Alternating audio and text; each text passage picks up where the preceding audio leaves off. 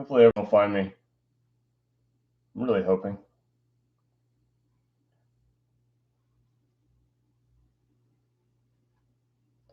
So sorry for the delay, everybody. I can't truly call myself a tech wizard.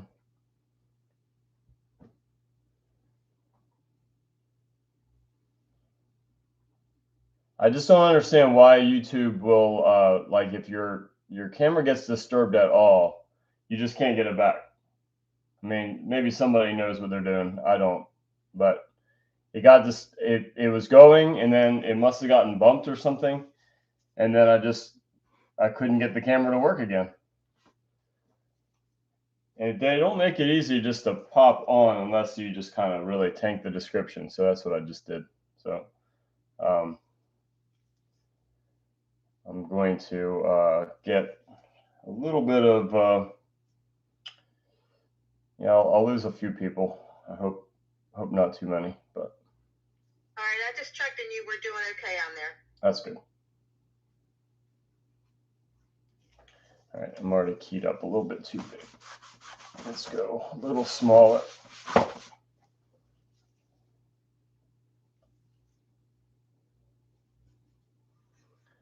So right now, I'll spend a little bit of time with the abstract design. Again, I keep these things really super simple. And I usually do the skinny version of what I see. So I'll probably be adding bulk to this. And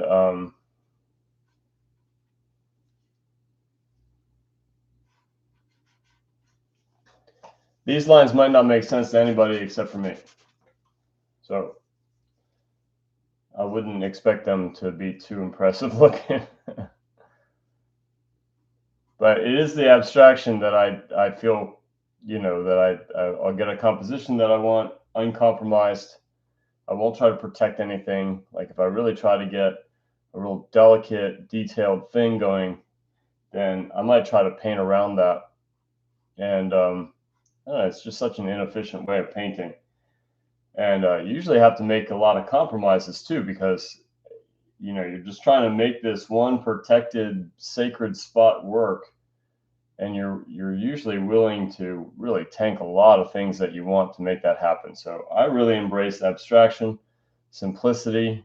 I don't like to overdevelop anything until I like the abstract pattern.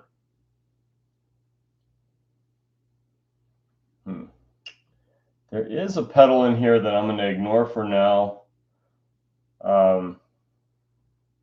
Just right now, it's just a little bit busy, and there's a very good chance that I'll put it back, but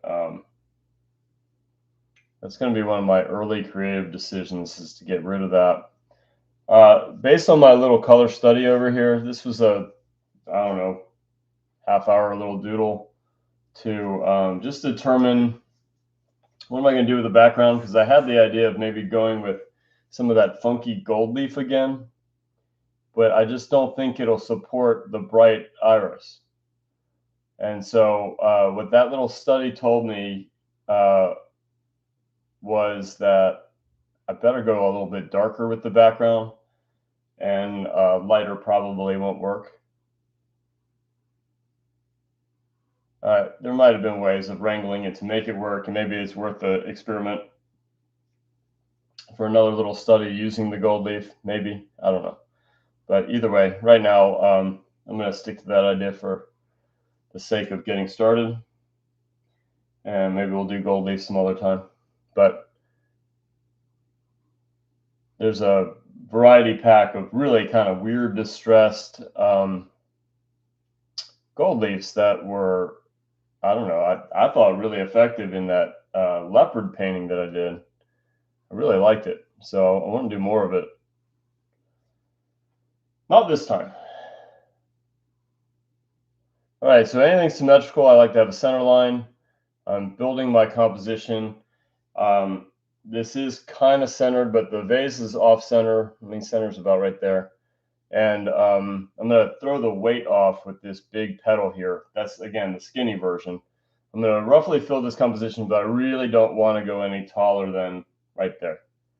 Like that's the frame would at least come into here, and then maybe there's going to be a shadow from the frame, and that's really important. So if I block it in that way right now, I can live with it for now, and I can just say that as a creative decision, I want to cut, not add.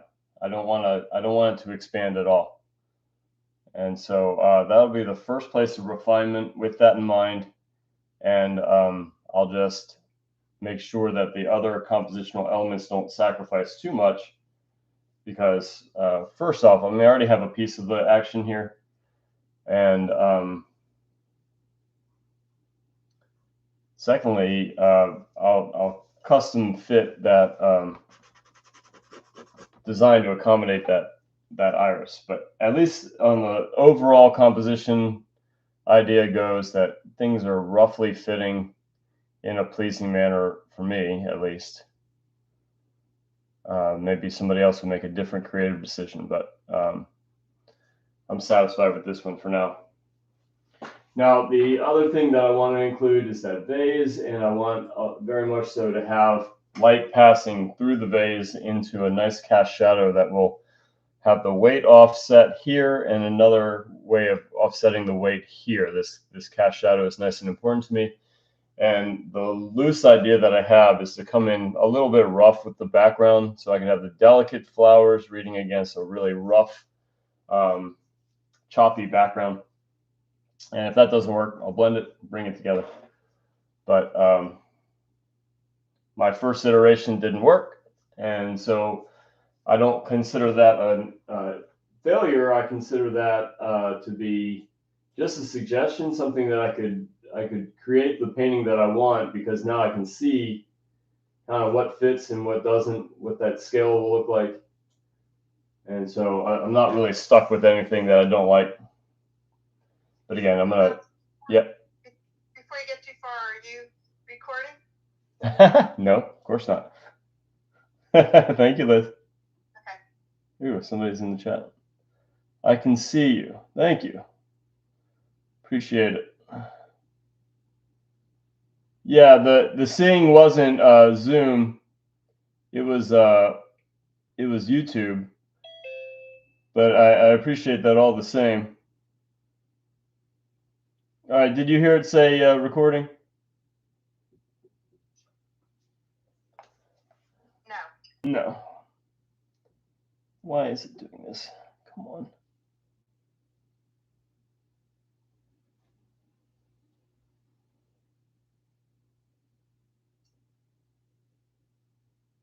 I hit the button, but Recording in progress. there it is.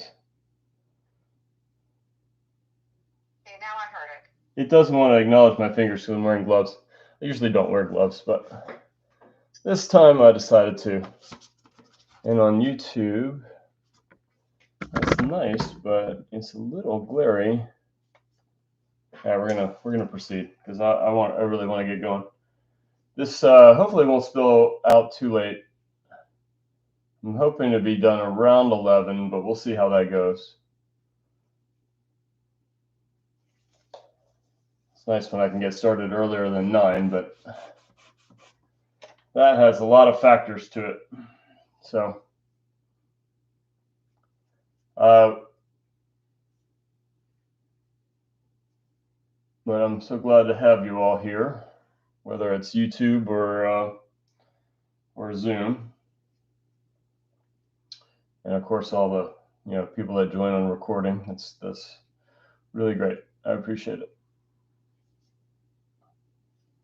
All right, so flowers, I don't like to do too much interior drawing, just simply because I don't want all the drawing lines creating little dark masses, and I don't really want to go very thick early on. A lot of subject matter I'm quite willing to go really thick right off the bat, but flowers have to be just a little bit more delicate than most subjects, in my opinion. And if I do put any impastos there, it'll be just usually a little bit later in the painting, not near the beginning. I mean, I usually wait on impasto anyway, but probably even more so with flower paintings.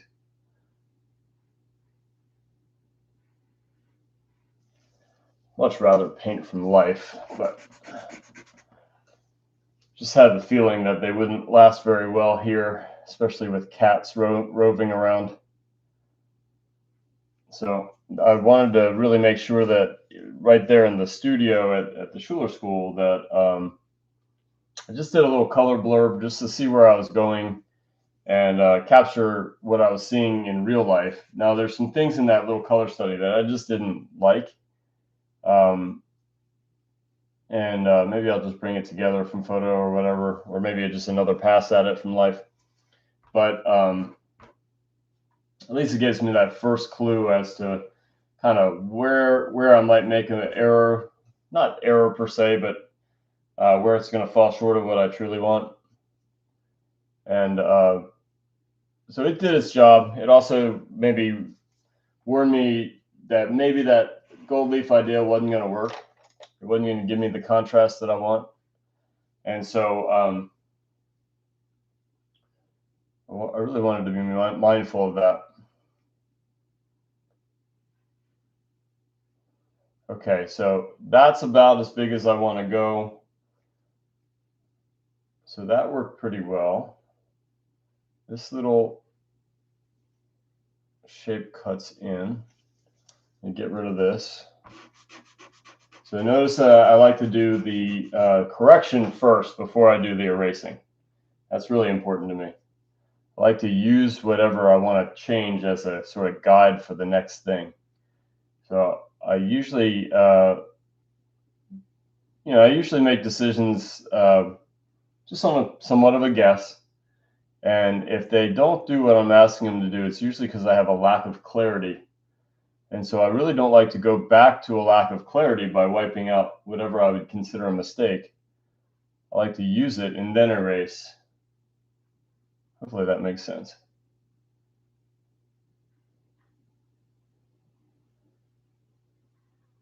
Okay, better. All right, so now this little shape fits. And so, again, the ability to fit this kind of rather extreme vertical in place, and then thinking about just what the frame might do to this painting if I, put it up too high. And this is going to be the main flower. The other one's really super dark, so I think it'll be nice and vibrant as a dark, but it's not going to take the prominence of the other one.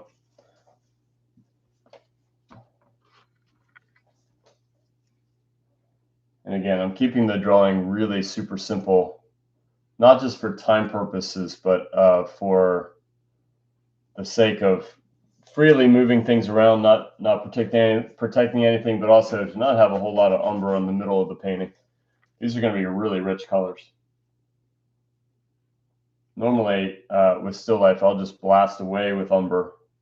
Doesn't really affect anything. This one I want to keep a little bit more delicate, so I want to be mindful of thick paint. So if I put umber down, then I'd want, if I don't want it to mix with the layer underneath, then I'd have to go thicker than that previous layer. And that might start getting a little heavy for something delicate like, ruffling edges and, subtle transitions and sharp plane changes. Sure, it can be done, but I'm just thinking about right now, I don't have to compromise anything. Maybe later I will, just for the, that's Alla Prima for you.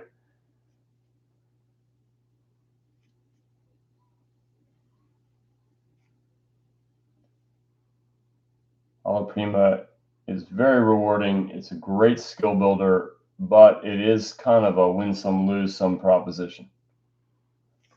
You're just kind of do the best you can in a short period of time.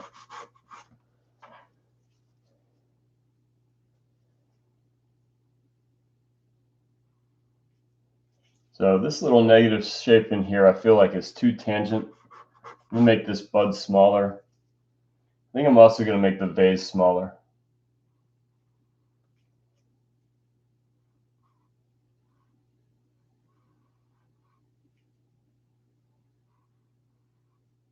So I think it'd be better if the vase came down to here.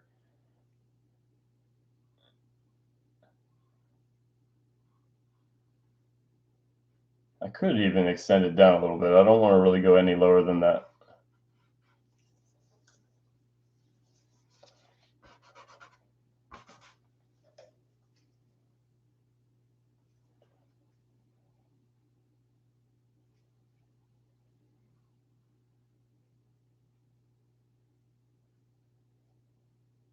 I really want the vase to be somewhat lost and found. So a lot of these drawing lines will disappear.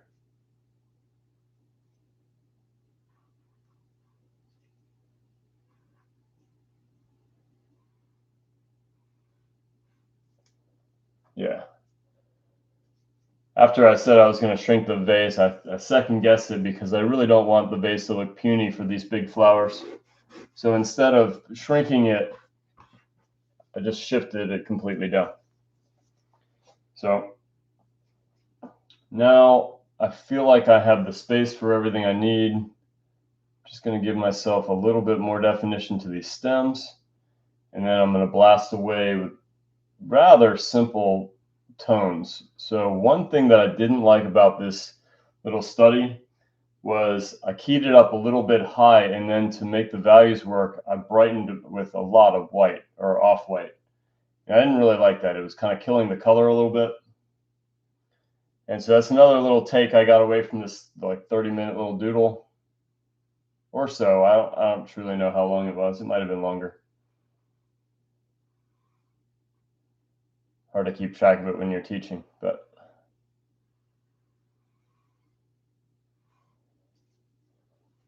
yeah, I think that's going to fit nicely. We're going to have the stems running in here. I don't really need to map those out too much, but just going to give them a little indication of the stem kind of being seen pretty clearly and then distorting right about at the water line. A little bit magnified and a change of direction. And that'll fit nicely. And then I got a nice bold highlight there. So cool. I like my design. And now I'm going to do something a little on the crazy side. So like this, I do want, you know, the colors in that. Some of the colors are nice, but I lost some of them into darkness. So I'm going to key everything too dark, way too dark and too garish. I'm just going to attack it. I'm going to scumble it on, so it's going to stay very thick, or I mean, sorry, thin.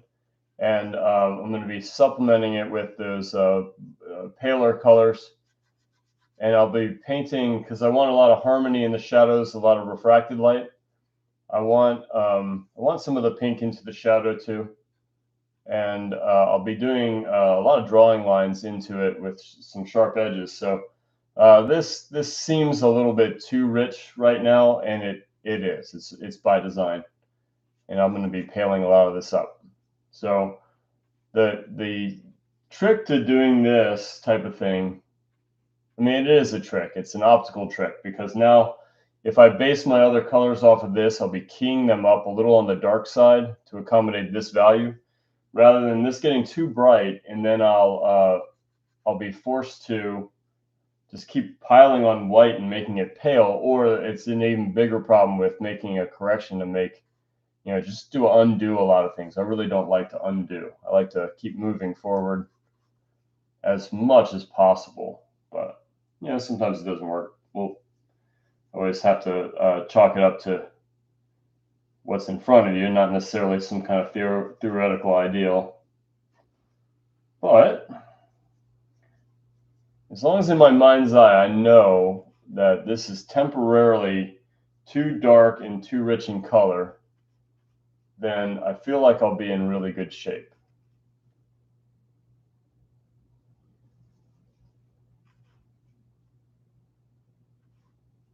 And then there's some spots that are super rich. You know, they're called bearded irises. Those little beards in there are like it's the most garish color you could even imagine right now in these flowers from real life. And I took little notes of it here on the study.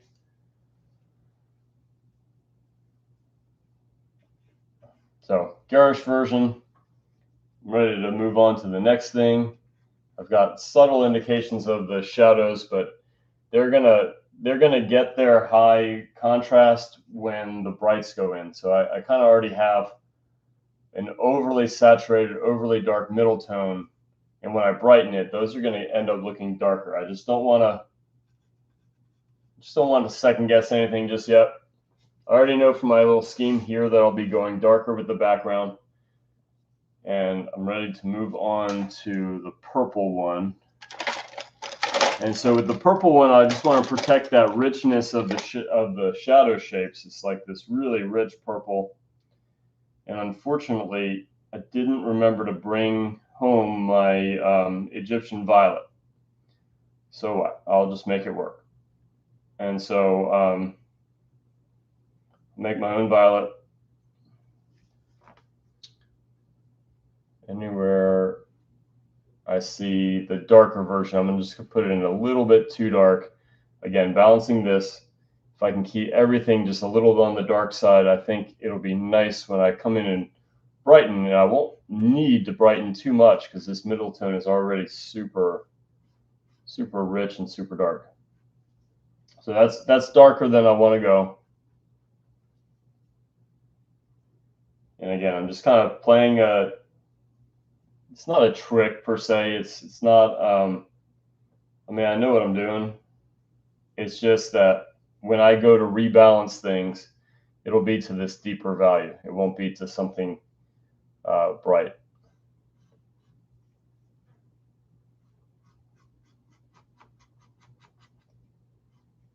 The other thing I'm doing here is I'm working in pretty low light. And so I'm going to try to make it pop in this low light. And so these colors are going to get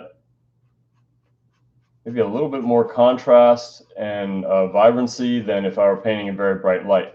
Because what ends up happening is in very bright light, you might think it's bright, but it's only depending on that really bright light source. And when you take it out of that, sometimes you're unpleasantly surprised. It's like, oh, it's dull if it doesn't have that that intensity. There is a petal in here that I probably will put in. I'm just not quite ready to do it. There's some things I want to figure out with that. So there is a brighter midtone to read against that. And I'm trying to figure that out now. Because I don't have that Egyptian violet or dioxazine, I kind of have to mix my own, which is the purples are a little on the tricky side. Any yellow at all in that purple mix, it really makes it brown. That could be perfect for a lot of paintings. It's really not for this. I want a really rich purple.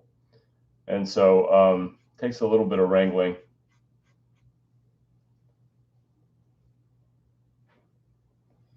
I'm thinking very flat shapes and keeping it fairly thin. And on this painting, what I wanted to show too is this idea of scraping some of the thickness out of the paint. And so I'll be doing that probably throughout the painting.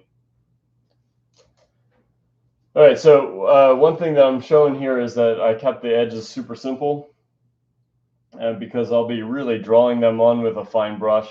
But from now, knowing that I'm going to go darker with the background, I really don't want to protect, delicate edges. So I'm going to keep them a little on the abstract side for right now. And then after I do my background, then I'll really draw them in carefully to make them kind of flow and have a little bit of character. And so kind of bizarre start, flat, kind of overly colorful and overly dark. All that's quite on purpose and by design. That's where experience gets you. You can first off take some chances. And the second off, you can kind of look maybe 4 steps ahead, 3 steps, 4 steps ahead. And is it going to work? Well, I hope so. I think it's a good plan, but even if it doesn't, I can usually solve problems pretty well. So Not super worried about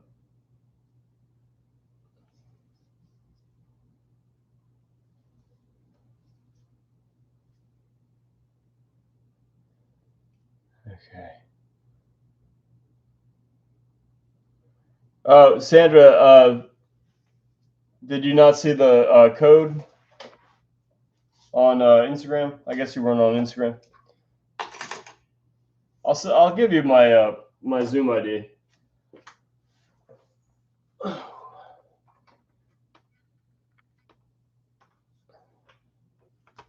Still getting a lot of glare. Maybe I have to change the light source. Yeah, let me change the light source.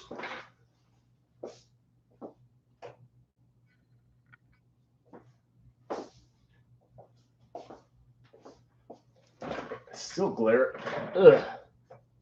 You getting a lot of glare on Zoom? I mean, the painting's almost perfect. What's that? It looks okay to me on Zoom. Okay. Well, we'll just have to be. I mean, the painting is almost perfectly upright, which can be bad sometimes because then it'll tip over pretty easily. Okay, moving forward.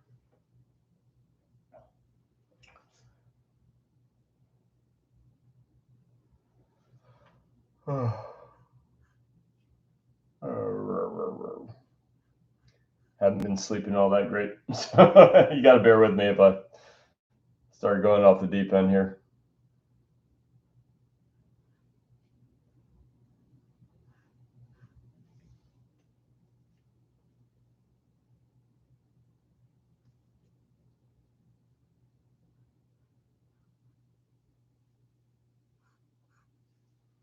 All right, so I'm just putting in color fields, and I'm gonna get just everything to a first level block in, and then I'm gonna put in some background and then reevaluate, and then I'm really gonna attack this flower. I'm gonna base the whole painting off of this little moment right here. So I just want to do it in context. I want to take a guess at everything.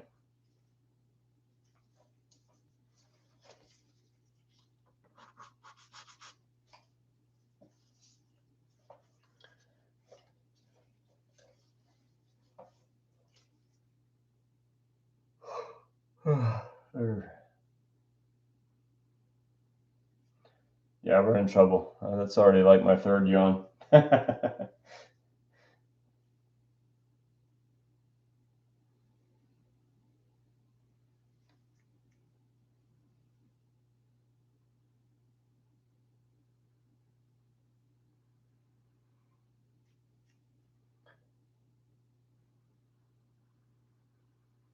These greens might even need to be brightened up a little bit. It's just everything. I mean, I've said this a lot. I mean, especially even on previous videos, is that I like to take guesses on a basis of if I were to make a mistake, it would be on this side rather than that side. I'm going to guess on the side of dark and rich in color for right now. And you know, it's likely that I'll have to scale some of it back, but the alternative is to block it in too bright, and that's really not the creative direction that I want to go right now. So it's not right or wrong. Maybe you're of the sort to want to breathe life into it later. I'm of the sort that I like to start garish and then scale it back. That's just more comfortable for me, but it's not for everybody. But the thing is, especially with Alla Prima, but I would just say for any painting is just take notes. It's like what helps you ideally, and it may not be somebody else's best practice. It might just be yours. You know, there's just so much wiggle room out there for you know, getting your version of the fundamentals, not necessarily some kind of like one size fit all. I was just talking to a student today about that. that their teacher is demanding that everybody do it the exact same way, and it's just like, yeah, the fundamentals are broad enough that everybody. It's not true that everybody will think and want the same way of painting. But I also told them that since it's a class, that you ought to just play ball and do it, and then branch out from there. But still, I think you'll find that if you're accomplishing the fundamentals, you can do it, in ways that suit you ideally. Okay, so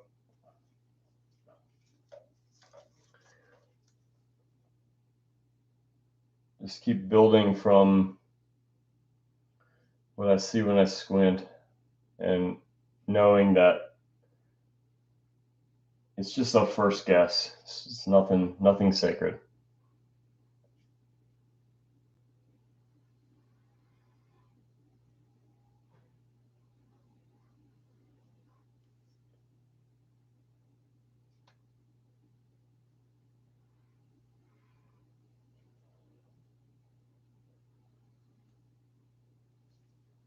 Okay.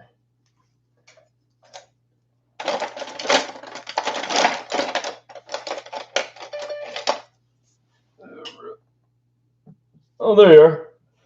How'd you find us, Sandra? I dialed the number, but my call couldn't be completed as dialed. Great. Okay. Well, I'm glad the picture's good. Doesn't look great on my end, but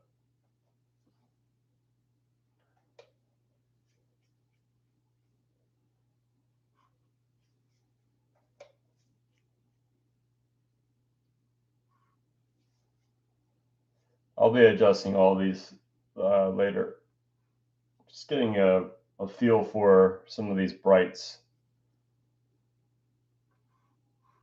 which is another reason that if I keyed up the flower too brightly, then some of these reflections in the glass, I just kind of run out of values. I'd probably get away with it, but again, I'm trying to protect a theoretical brightest light, and hey, that's me.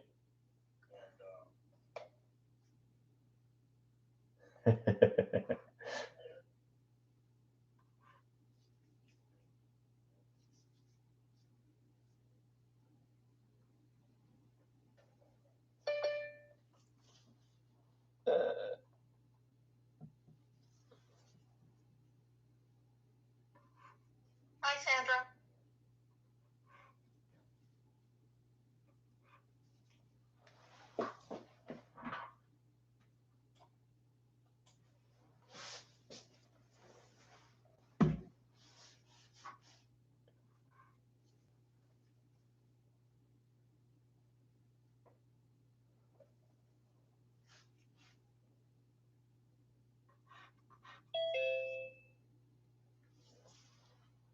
Okay.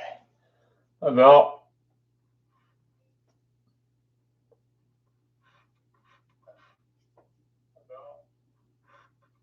I'm getting a little replay of everything I say.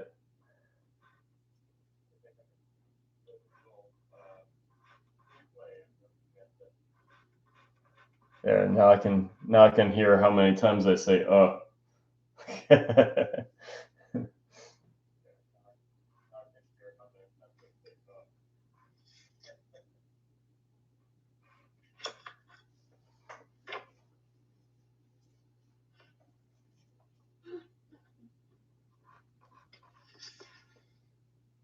So I'm just taking first round of guesses. I'm gonna go next to the background and then really bring this flower together. That's gonna be the basis of everything. So I started there with the abstract design, and then I just blocked everything else to that squint level. Just guess. Nothing's set. Awesome, buddy.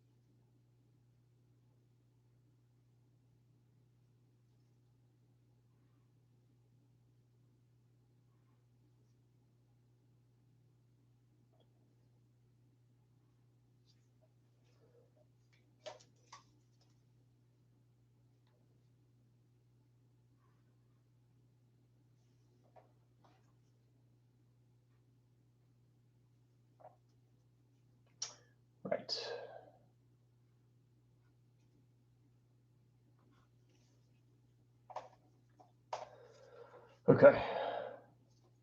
So based on that study, I know about how dark I want to go with the background. I think I'm going to let it shift from darker here to lighter here. And then I'll be able to support that cast shadow through here. It's going to be a subtle one though.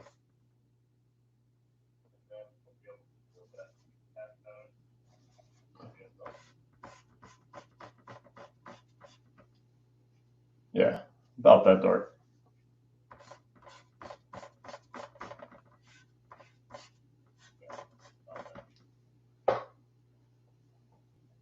Maybe if I go darker, then I won't have to brighten this too much. Yeah, I think.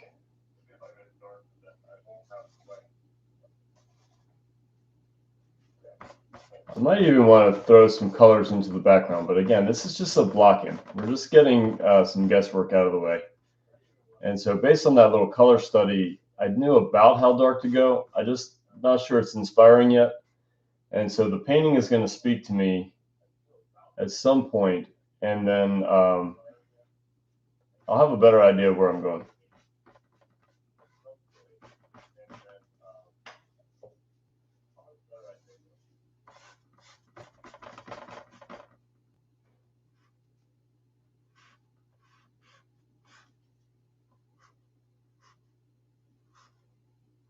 See why I didn't want to do any refined edges, any of those ruffles or anything. I would need a tiny brush, careful paint, mall stick, the works.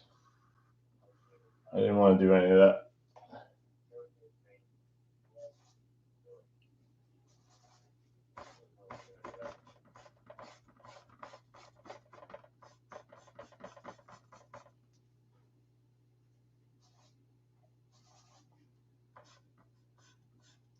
So for now, the guess was to go cool, to make these worms really pop. And now as I get over here, I want the purple irises to read. They're keyed up really dark, so it's not going to take much to make them bright. But I'm also going to start mixing a lot more raw umber into the mix and go a little bit warmer as I go further out from this. If you do that in an obvious way, sometimes they can look bad.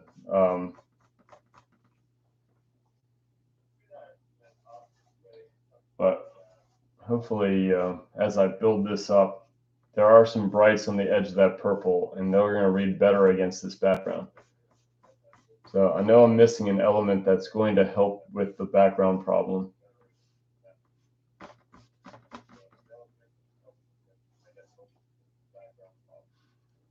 Sandra, is that your feed on both YouTube and on Zoom?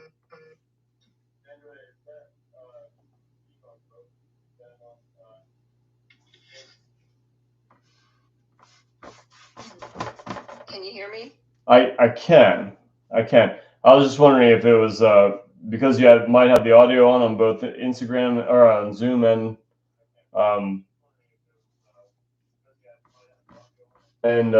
Zoom and Well, I have Instagram. I have the Zoom on. And YouTube is what I'm trying to say. I said Instagram like 3 times. And I have YouTube on my TV because it's a bigger picture. Can you mute one of them?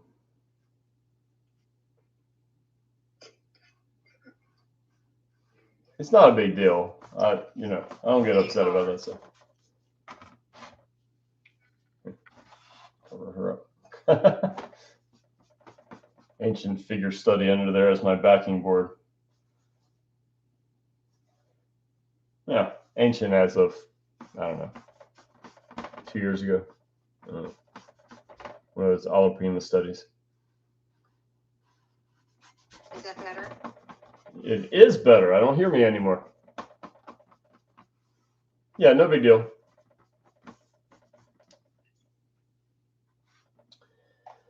So this color is now looking brighter than it did. And when I go in with, off whites and things like that, it's going to get even brighter. It's going to break up some of that richness, but I don't feel like I have to keep it pure white anymore. I don't really want to. I want some of the sparkle in the vase to read maybe brighter, but also too is I don't want to lose color intensity. White really kills color, so I'm not going to use too much white in the pinks.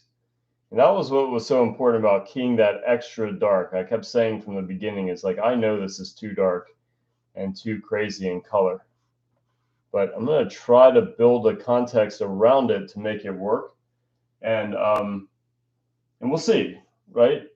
It's all going to be a reaction because you can only really just guess. I'm taking a better guess than I would have if I didn't do that little study. But I really wasn't happy with the way the study was going either. It just told me enough. And it's not like I couldn't do something with it. It's just not what I was looking for. Sometimes finding what you're not looking for can help you kind of wrangle down what you do want. So I just don't feel like there's any mistakes you can make in a color study. You can just blast away, and if you discovered you didn't like things, that saved you a lot of grief.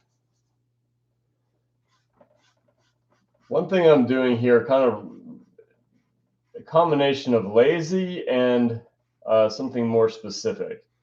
And so I'm making all my brush strokes vertical. I'm doing that just to create an other. This is going to be flowing, and this is going to be static. So it's creating a little bit of an other. It's creating maybe the feeling that this is going to be more delicate, but it's also really easy just to kind of chop these brush strokes down and not worry about the direction. So it's both. It's both laziness and it's helpful for the flowers. Back here, there is a table line. I don't really generally like table lines, so I'm going to get away with just kind of fading the background away. So value-wise, it might stay the same-ish,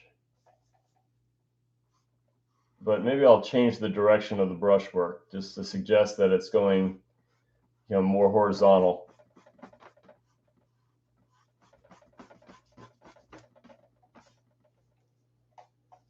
And all my thick paint's going to happen later. In fact, I might even scrape this a little bit to get started because I want the paint to be somewhat delicate.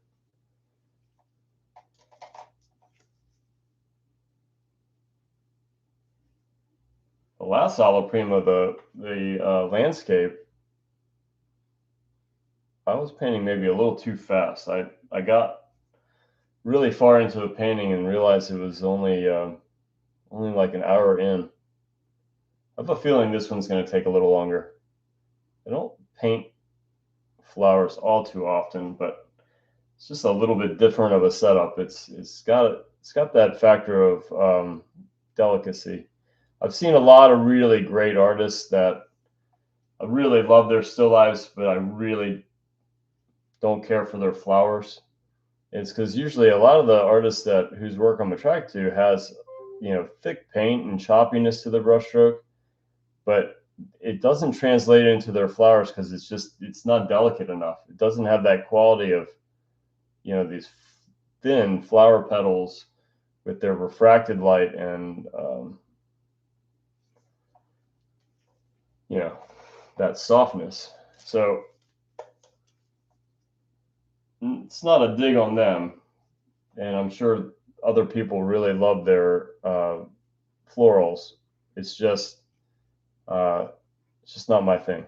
I really like this to be a more delicate subject matter.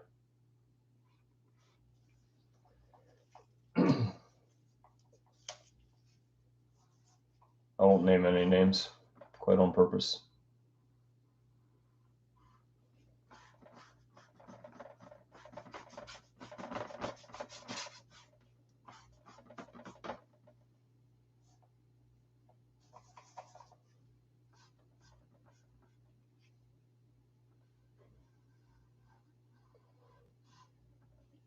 early on especially, I like the idea of cutting the background into the subject and then bringing the subject back into the background. What I really don't like to do is really protect the edge and then potentially leave an unintended value as a kind of a unpainted edge. I just think it looks bad. So I'm really not trying to protect any of my edges. That's why it was so important to keep it super simple. I've already mentioned that. So how about that for a repeat?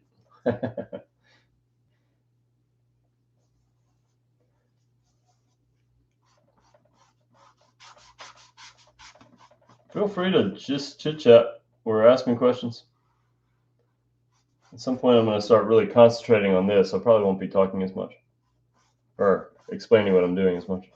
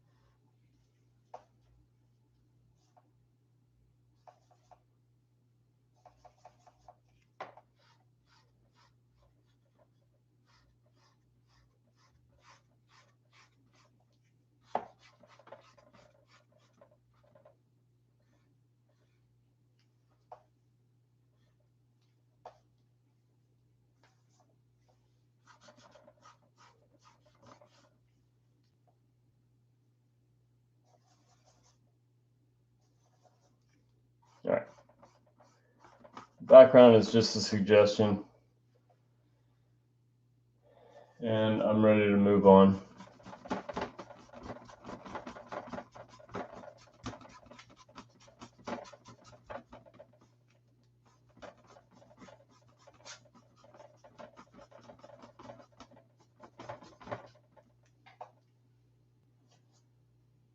I say that, and then I didn't move on. All right, right. So I'm going to put a lot of these brushes down.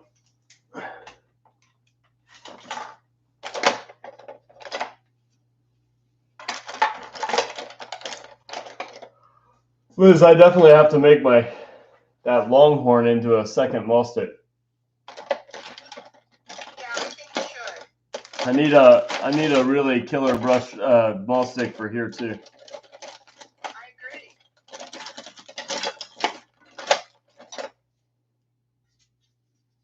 Plus, sometimes you need a duel. Well, yeah, I need a duel. Well, you know. Well, to have one at the school and one here, I think I'd always have the potential to have a cool mall stick. Yeah, I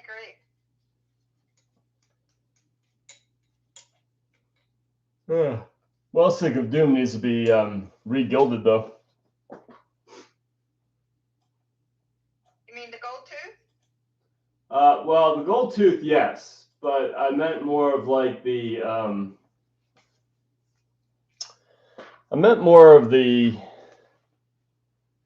like the whole shaft of the mall stick. Oh yeah. Does it come off a lot, I guess? Well, no, I was getting a lot of my oil painting fingers all over it, and when I went to wash that off with Awesome, it took some of the gold leaf with it. Oh yeah, that Awesome does. Yeah. Awesome did its job too much. Yeah. But I don't know. C'est la vie. We'll just re-gild it. It's just gonna be okay. Then you have to seal it, I think. I thought I did, but Like maybe not a strong enough varnish. With shellac to it? Shellac on gold leaf. I mean, maybe. Oh, I don't know. Well, I'll say for the record, I don't need it. Okay. It would be cool if you had like a piece of clear plastic that could go around it. Yeah. You know, like a sleeve almost. Yeah, that would be good. So how would I go about doing that? I don't know. We'll have to figure it out. Indeed. I think that that would really do it. And then you put a little thing on the end of it so it doesn't come off. Yeah. Well, would that Yeah. sleeve be removable, or just maybe it'd be easy to clean? Yeah. Something like remember those days when people used to cover the furniture with plastic? I do. It would be something like that. But maybe not that thick. Yeah. Well, yeah, and then you could clean it and your gold would be preserved forever.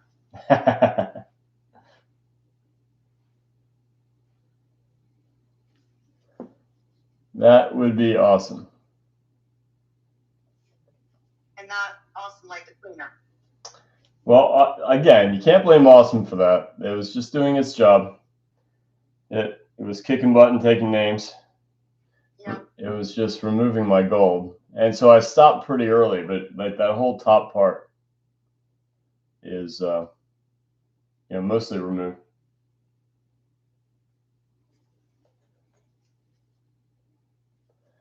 So I'm kind of protecting the richness of this middle tone, because when I go in with white, it's going to start to get really desaturated. And so I want my shadows to read against this value. And I'm going to start designing some of those, more refined edges. There's a lot of gray in here too, so it's not going to stay so warm. But again, I'm just trying to react to that little study that I felt was getting a little washed out. And I don't want it to be washed out. I want it to be really vibrant. I don't want to use too much white. And if I can give it a proper foundation that's keyed up a little bit too dark and a little bit too colorful, I feel like it's going to work, that I won't be using quite as much white.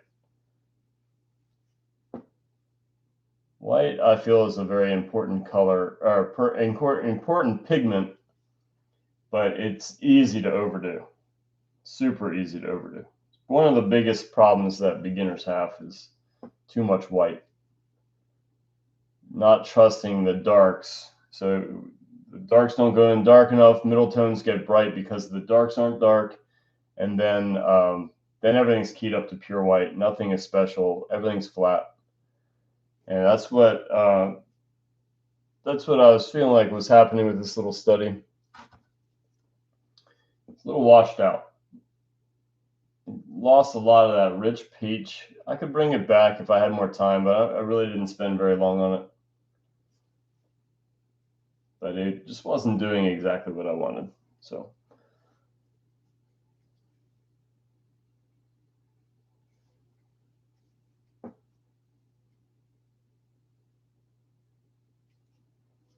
and the other thing that I'll be doing is I'm going to get a body of paint down, and then I'm going to scrape it, because once I felt like I was getting a little heavy on this, it was losing that flower delicacy, and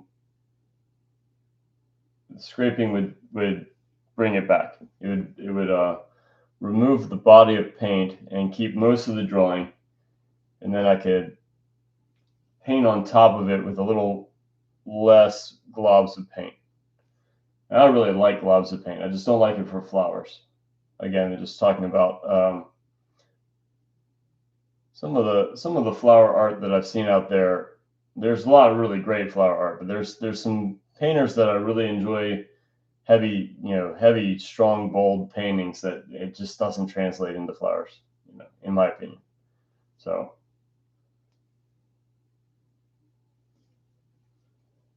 and I'm a pretty bold painter, so this kind of painting is not in my wheelhouse. Always up for a challenge, but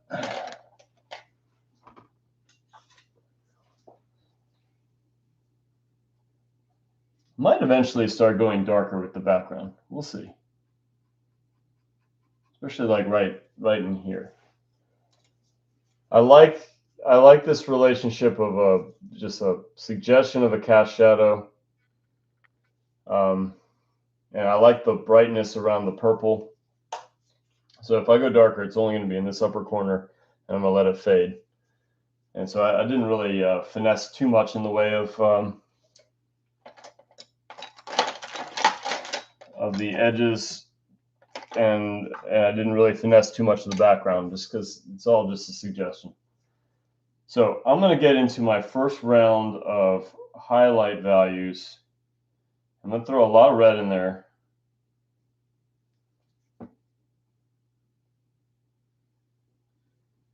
And that's reading rather nice, but it's not white.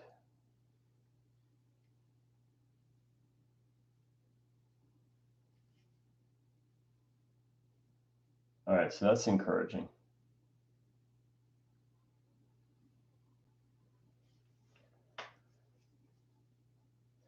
All right, and this is just a little break from the outline redraw that I was just doing with the edges. Small break. Get another little note of value in there, and then go back to drawing.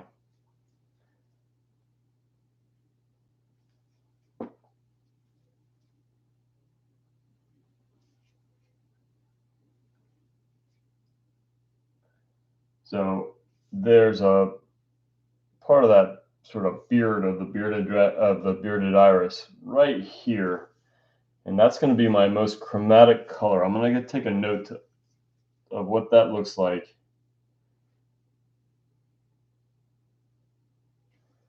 Put it in. I don't want anything in the painting to compete with this intensity of color. So there's just a little note. It'd be hard to compete with that color. It's pretty intense. There's another one here.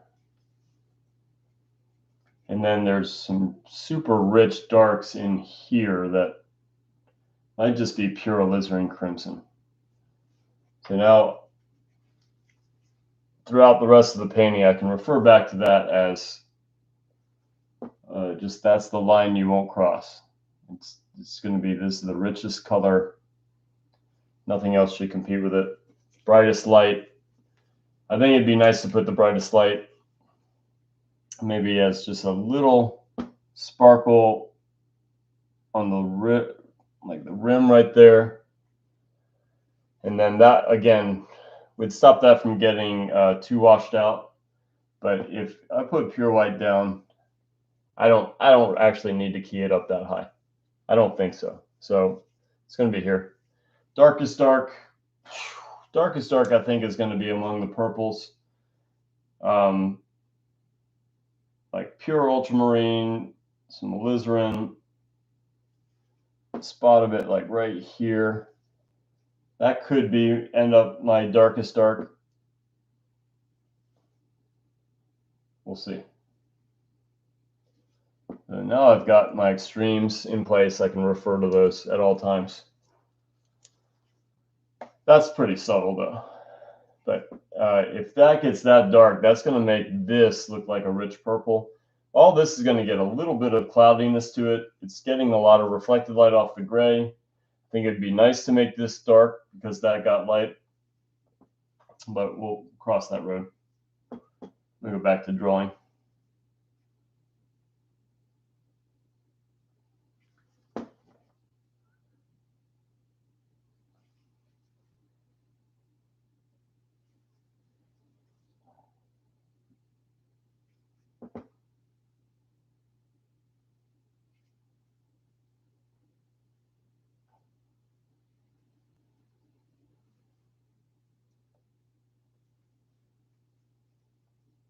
Were you able to give your cat the medicine?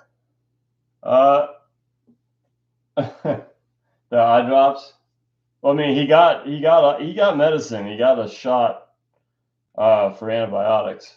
But I was supposed to give him some eye drops, and I got a few rounds in but then he just started hiding. Yeah. And I missed a few days, and I didn't know if I was supposed to go back to it. So I'm hoping for the best. Eye seems much better.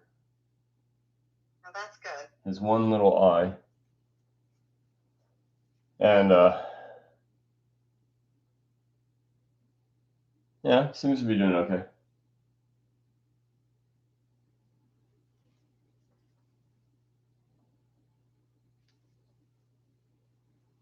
Now, one thing I'm not going to do is complete this iris. All I'm going to do right now is get the major notes in place, kind of keep it to that squint level, and move on to the purple and then to the buds, to the pretty much the same order I went before.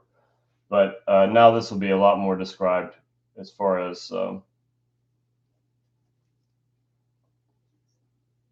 subject goes. So I can refer back to this and just say, you know, how does it work with the main subject matter?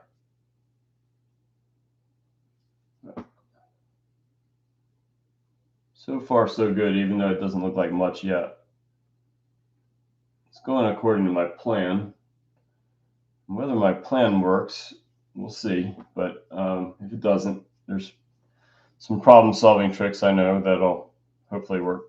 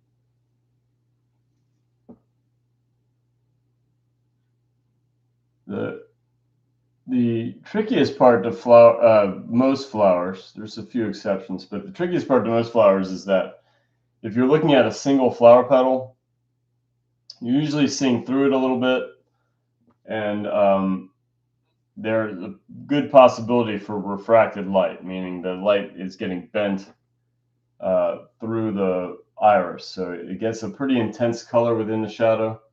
So I don't actually see the shadows this kind of heavy, but I'm going to be lightening them up with that refracted light. And again, I'm keeping it in my mind's eye. I'm not really worried about it yet. And I'm just getting major color fields in place, squint level stuff. Hopefully coming along.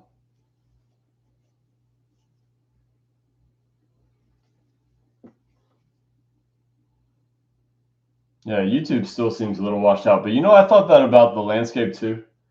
And everyone assured me that it was just going okay. I wonder if it's how maybe I have the screen monitor, the monitor turned down or something. Sandra, are you still there?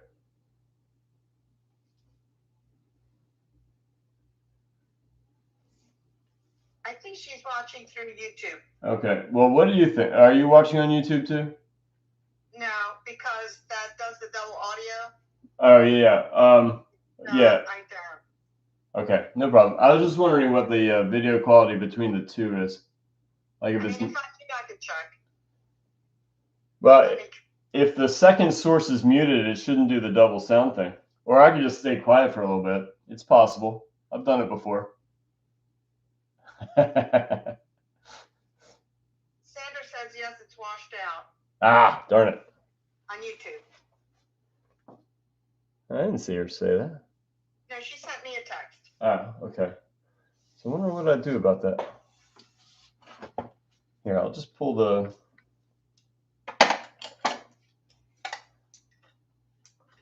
I gotta do something about video quality.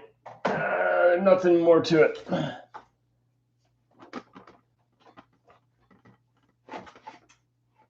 Maybe that'll help. Or maybe just getting the camera closer. That's not helping much. That's good for zooming in though.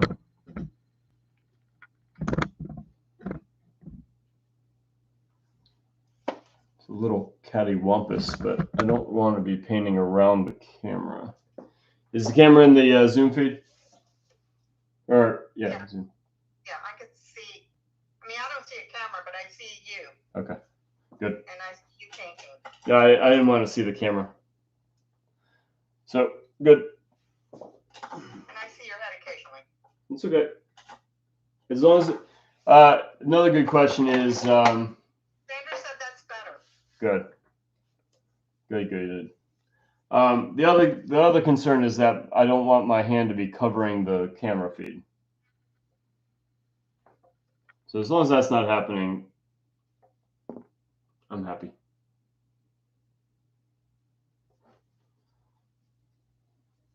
All right, I'm going to attempt this refracted light. That's going to be the key for this shadow.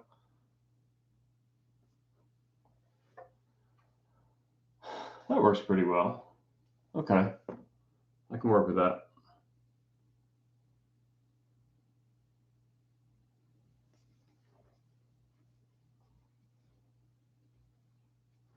That was, again, going with this idea that we had the initial wash put in a little on the garish side, and quite on purpose, so that everything gets keyed dark enough for these refracted lights. The shadows don't have to get terribly heavy, and the colors don't get washed out. I really didn't want the colors washed out. Like that little study, that was a little frustrating. But again, it did its job because it told me everything I needed to know. Like, it doesn't look bad. It just got too white. And that's bad for Alla Prima. It's not bad. If I wanted to continue this, I would just get it, the details put in, and then I would glaze it pink. It would be fine. But for Alla Prima, we're not talking about glazing. We're not talking about multiple sittings. So as this goes as a study, it was not doing its job. And sometimes that's really good information. It's not like, anything to cry about. It's just it told me a lot. It told me what I better be looking for. So that's why this got to be such a hot pink, like salmon color. Just anticipating some of these same problems that I had on the color study. I think color study is a really wonderful thing, especially when it goes wrong.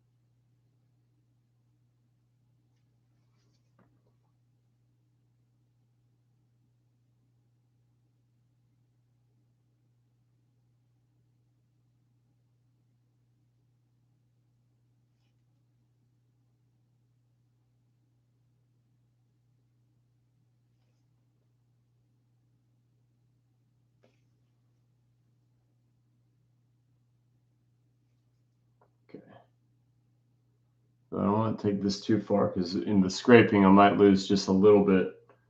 But again, the benefit is that I'll regain the thin layer without disturbing the drawing too much if I execute it correctly.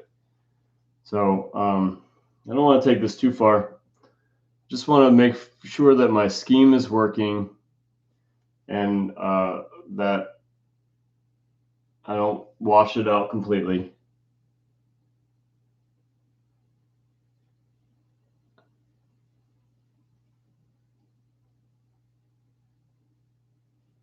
So no details, not yet.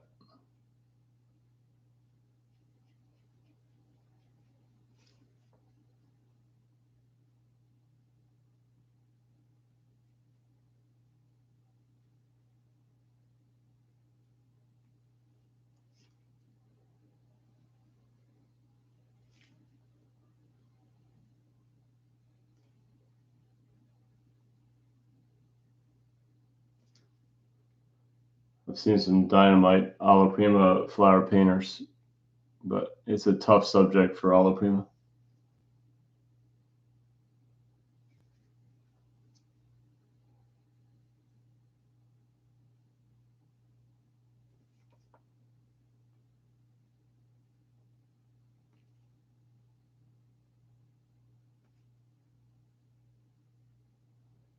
But they're not heavy-handed artists like me. I like to really pound on paint. No, I gotta really kind of temper the way I normally paint.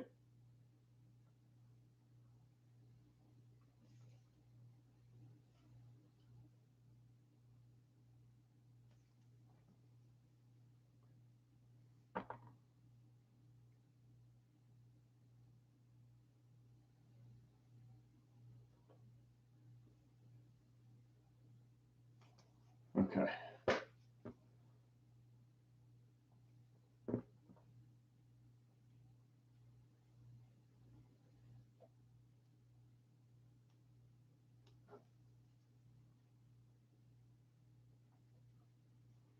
One thing that I'm not putting in that I need to is some cools. I've gone pretty warm with everything.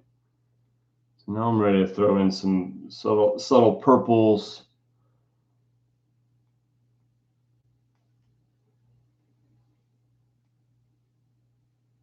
It's like a central stem right here that I really want to capture.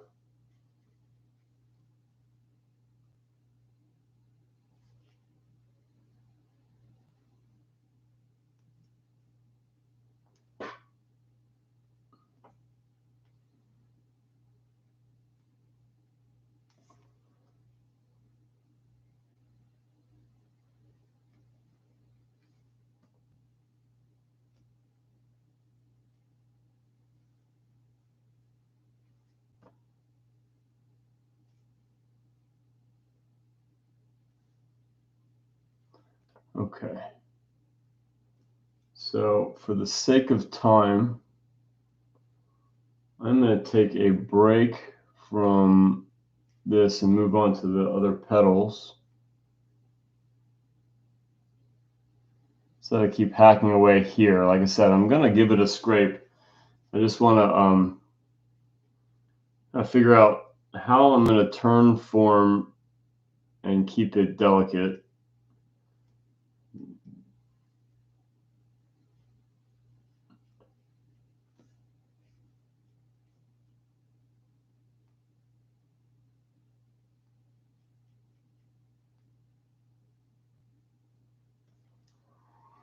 These three spikes are too much alike.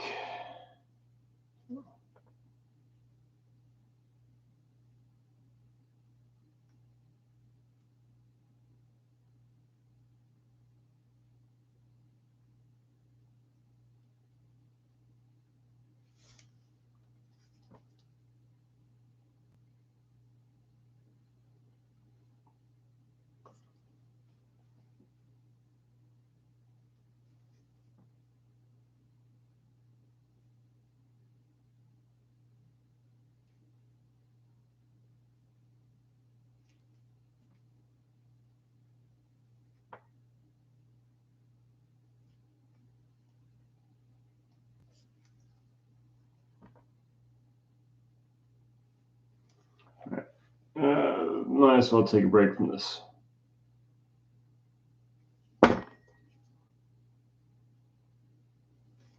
Whoops, too bright.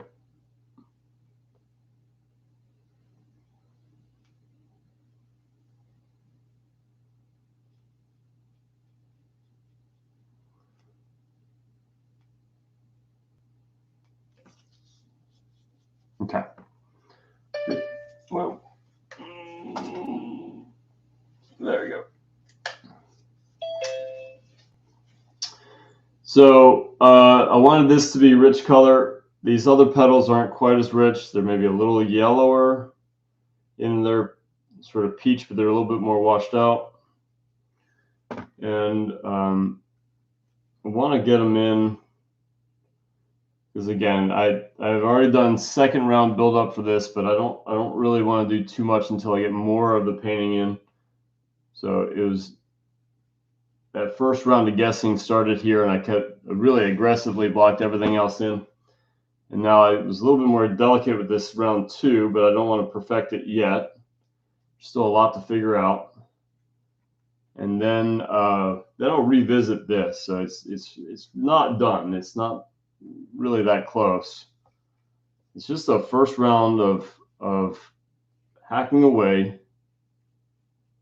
getting it a little closer to what I want. But I've got a lot of decisions to make.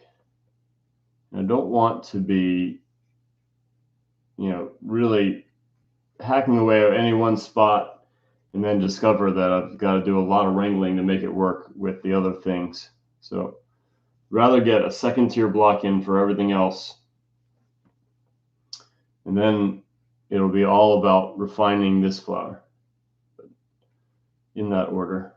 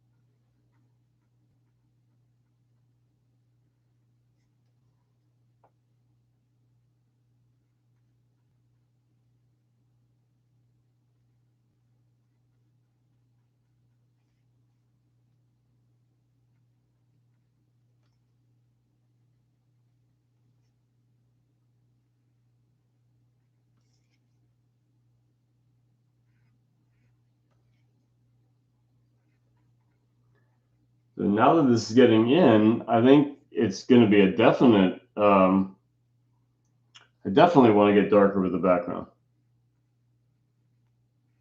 But now I'll know how much, how much to do it.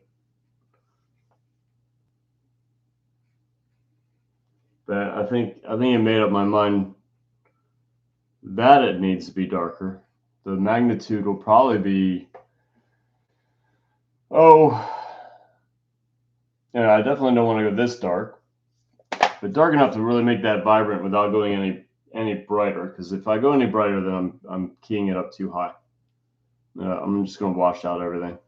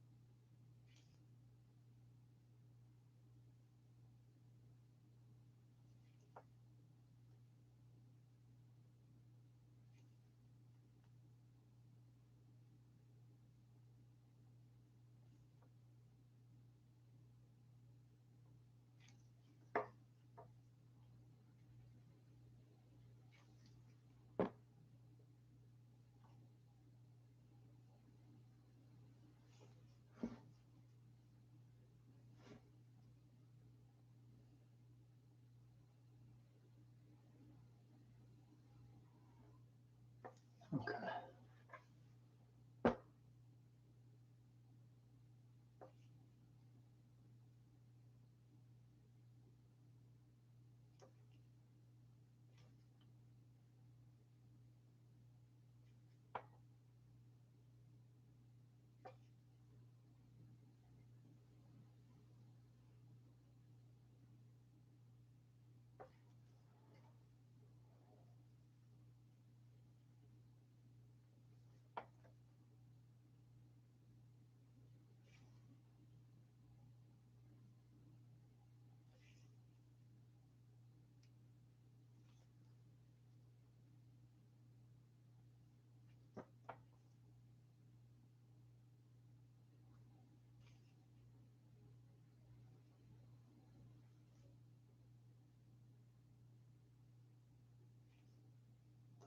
That shape.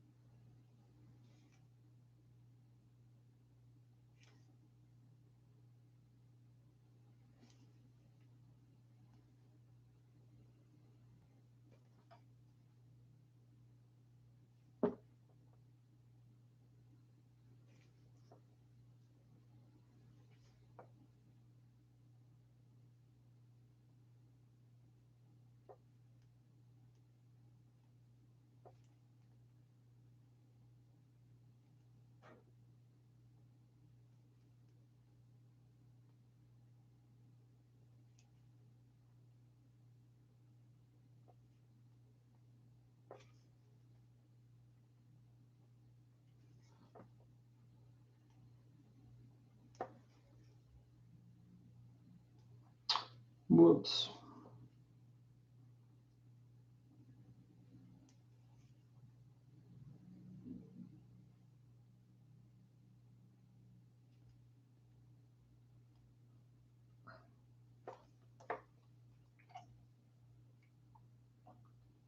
So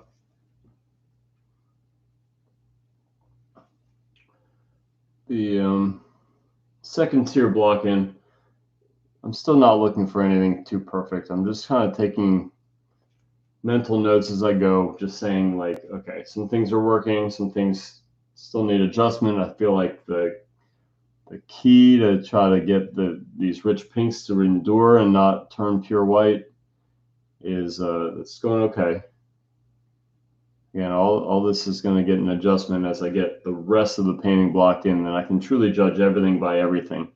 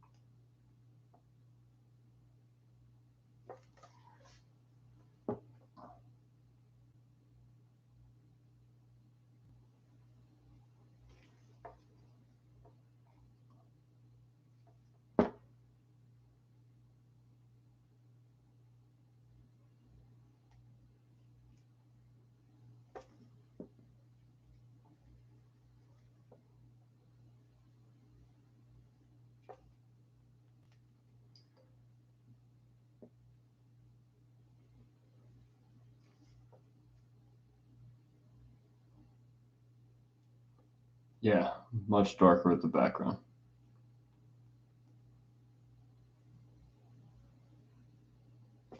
I'm going to go ahead and do that.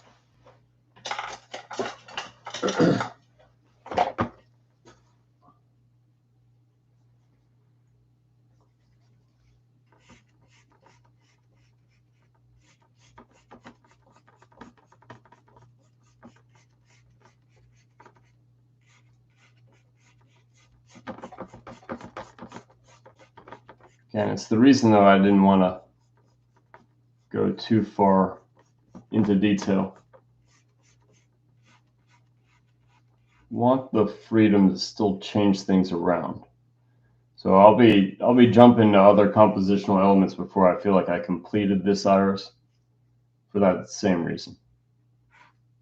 There's going to be more to read it against. And hopefully it won't be anything too radical as far as like changes go, decision making.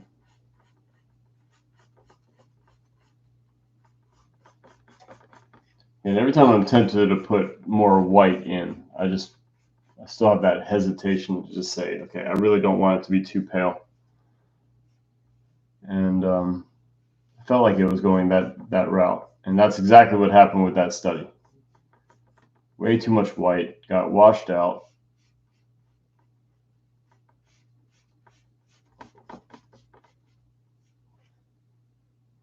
Pretty easy to change this stuff.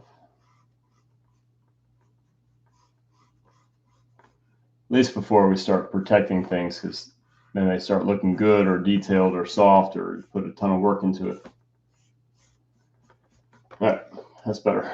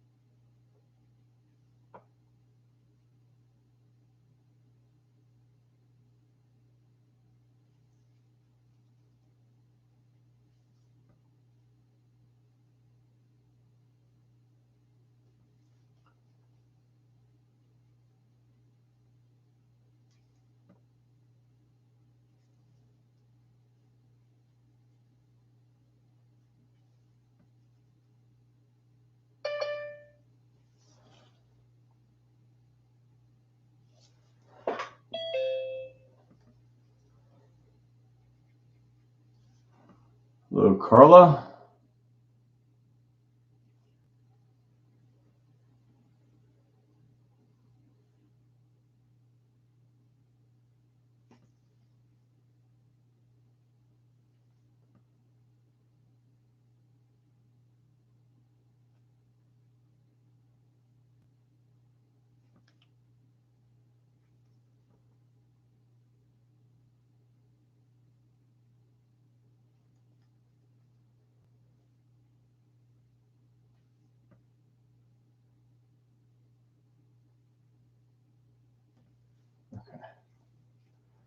So I've taken all the guesses that I really want to take on this for right now. Again, my strategy is to just get a guess and then balance it to all this stuff, and then I'm going to give it a light scraping, and then I'll come in without having to glob paint, which really, if you've seen any of my other videos, you know I'm not opposed to globbing paint. It's just I want to keep flowers delicate more than most subjects. So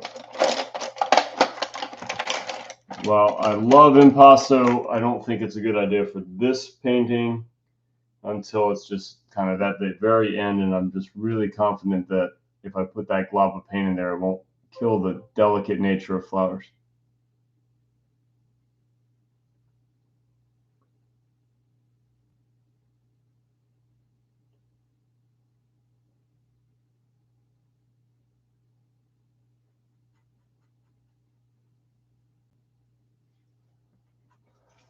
Okay, so I'm gonna hack away at the purple one for a little while, and then the stems, leaves, or stems, buds, and vase, and then back to this, and I'll just see if anything else needs more from there.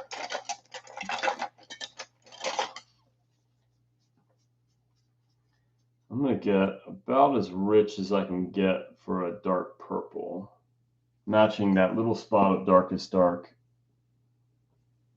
Yeah, that'll be nice.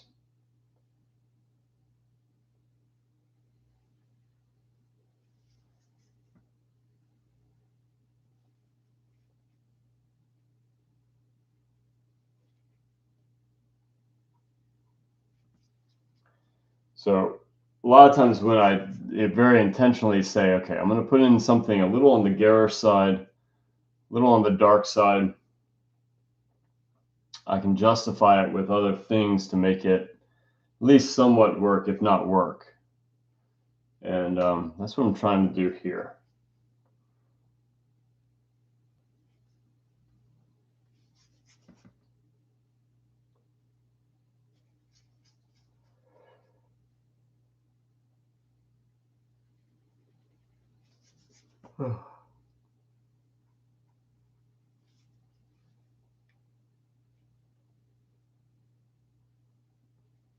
Just really deep violet right here.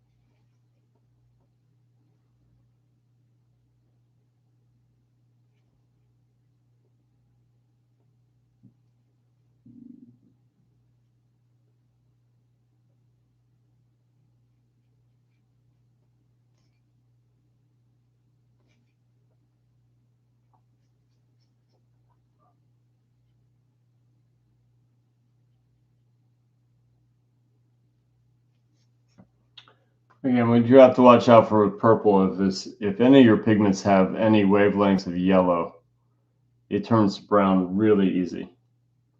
So that's where just knowing a little bit of color theory helps. If you stay out of like the cadmium reds, those are very yellow reds.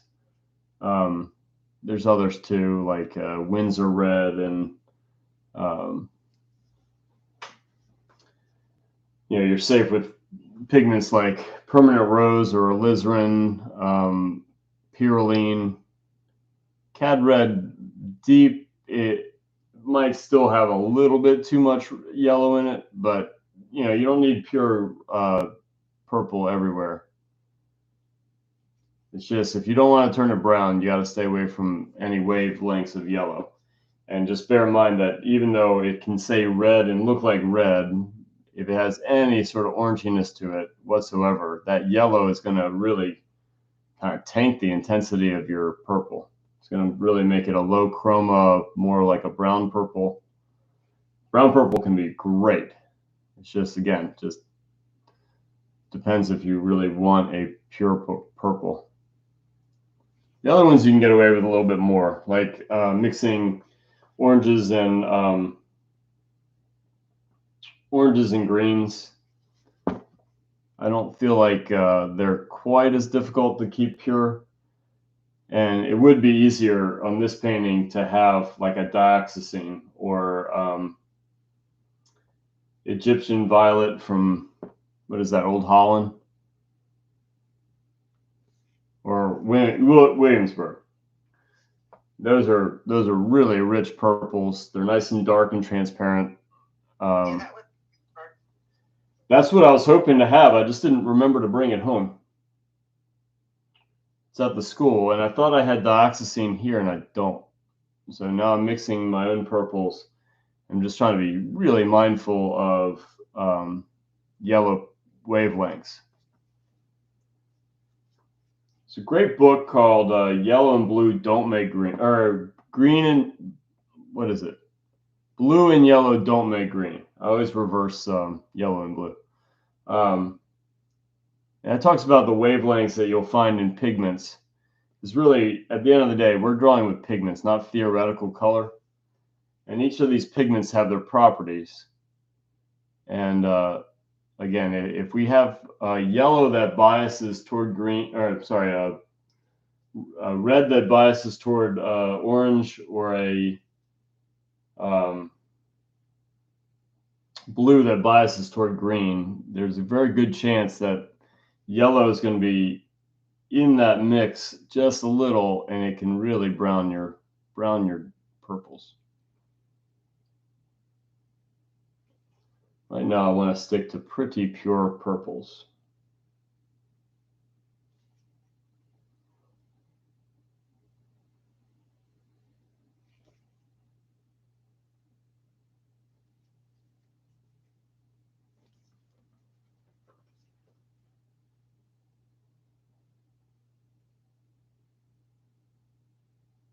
Yeah, it would have been much easier to have a dioxazine.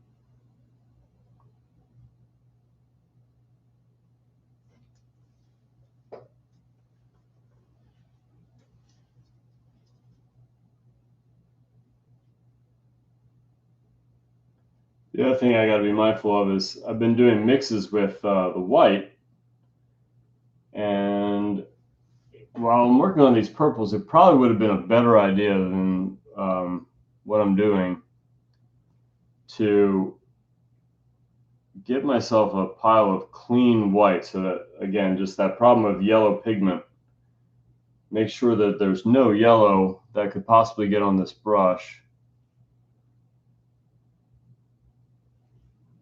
Just because I don't have that great pure purple of like a dioxazine or a even ultramarine purple, that'd be good. But Windsor purple, or not Windsor purple, Egyptian purple, Egyptian violet, um, dioxazine purple, they would have been perfect.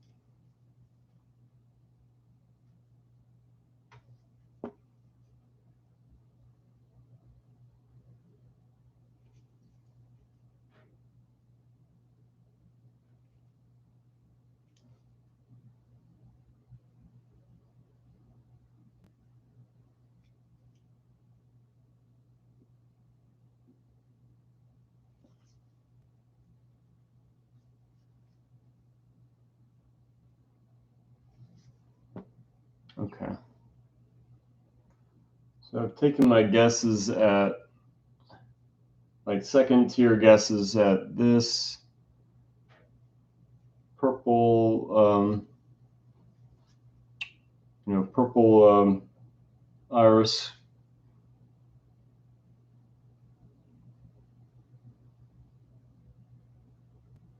And now just do a tiny bit of work on the stem. There's another one of those little beards, bearded iris right here. So I ought to get a block into that.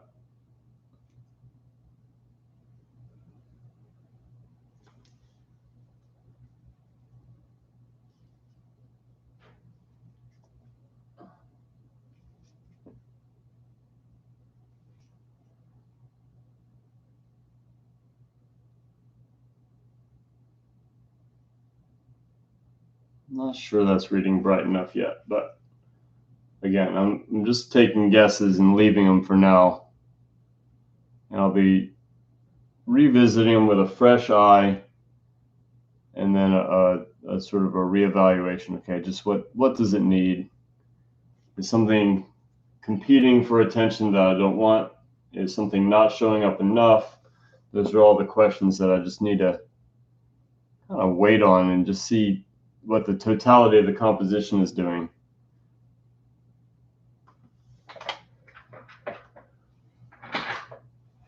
You can already see that I don't like how parallel these three lines are. I tell students all the time that that's just a super, normal kind of human thing to do. And that I'm not immune to it myself.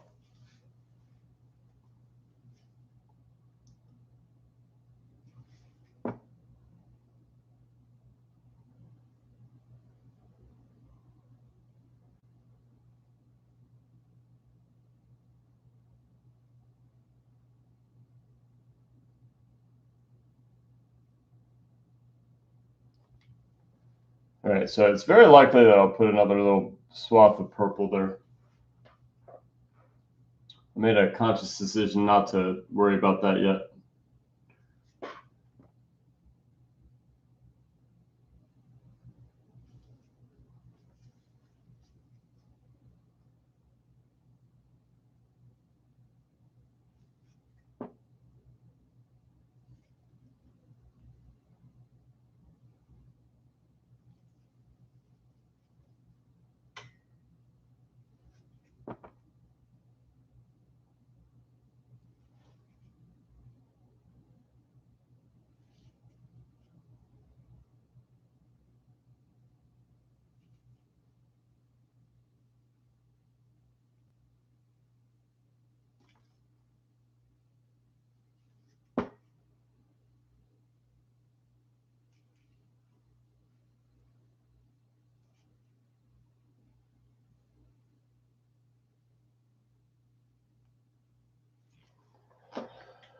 All right, hopefully that's looking all right. But again, moving forward, hopefully I'll get some detail in there later, but I just don't have that kind of time luxury with Alla Prima. So, even if it's a long, multi-sitting painting, a lot of times I still like to keep moving around instead of perfecting any one spot until I get just a real good, clear picture of where I'm going. I have a good plan, I think, but that plan is always depending on execution, and it's depending on just factors I didn't anticipate. So again, just putting a pin on it, not calling it done. Again, I'm really thinking about giving it a very light scraping, and I'm just not ready to complete the idea yet.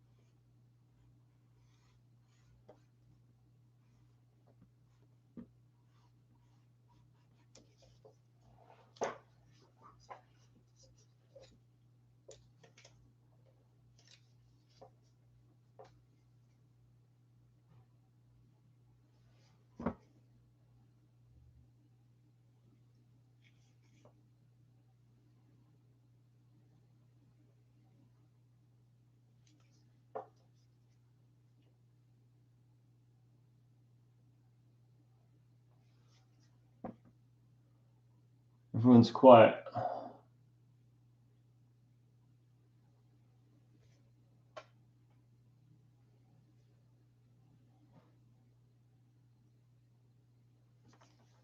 That's not how this is supposed to work. You mean the quiet part? Yeah. Everyone's supposed to speak.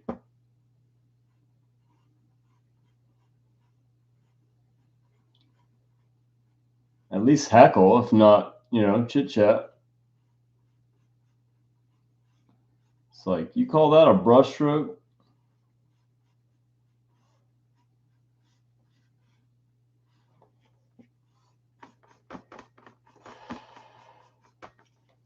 It would be quite all right with me. I don't know.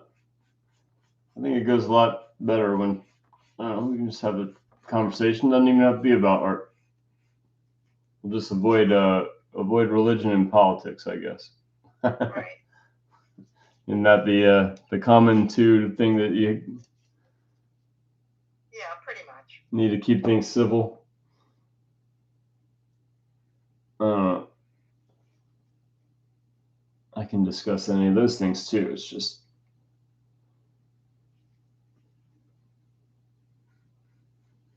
everything's really hot right now with politics, at least. That's the last thing we need in the oil painting demonstration. I agree.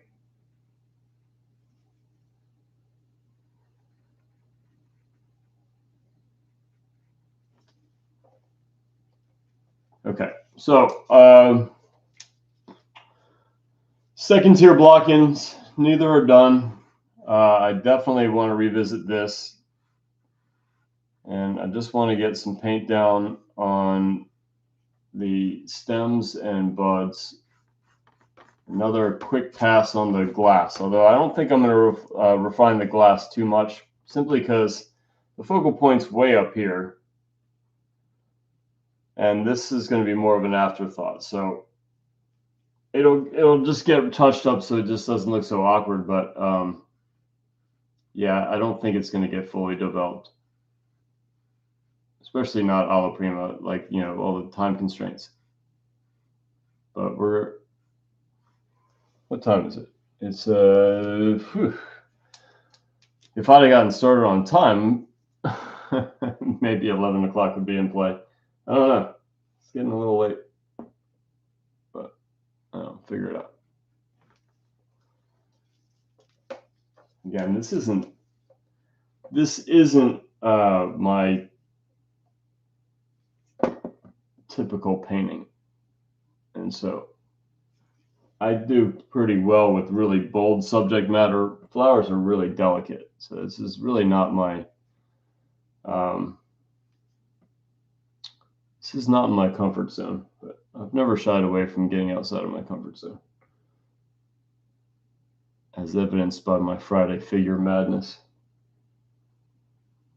But I'll have to say it's not my strong suit.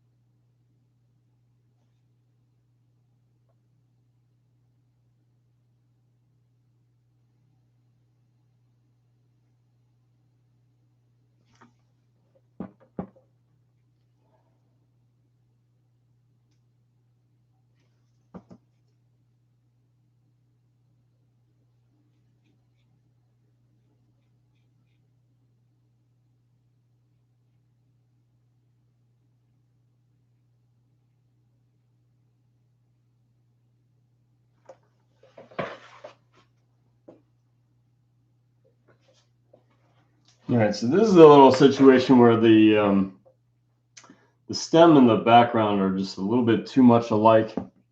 So I'm making the artistic decision to not mess with the background so much and just the stem doesn't have much light on it, but I guess it has the potential to have light on it. So I'm just gonna brighten it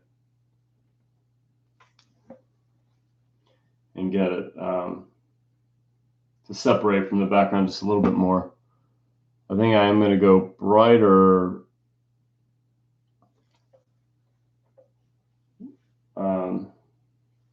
brighter right in here. If the light's coming down, it might hit that bend just a little bit stronger. And again, in the photo, it's not really showing much, but I want a little bit more separation. So I'm going to get some brightness right through here.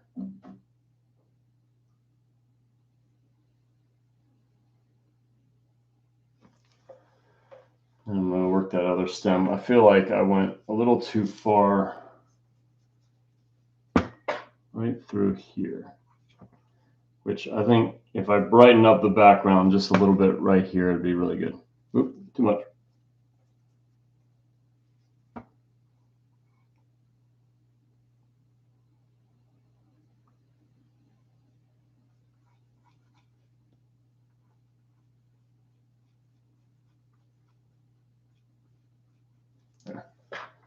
Now the stem is in there, but it doesn't dominate. It's a little thick right there, but that's okay because I have the other stem to deal with. Oh, oh, darn you, cat.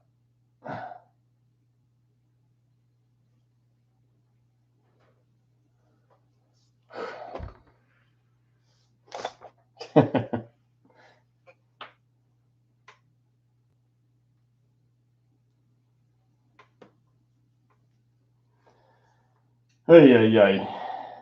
Doing delicate stuff here, pal.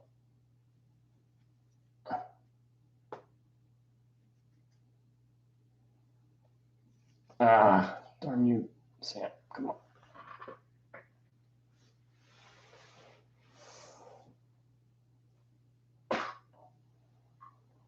Come on.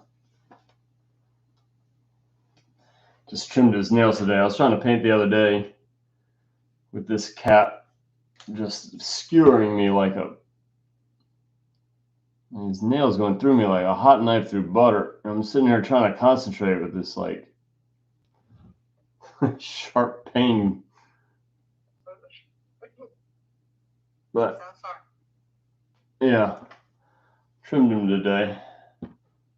At least his front claws aren't going to skewer me like the other day. It does make it hard to concentrate, that's for sure.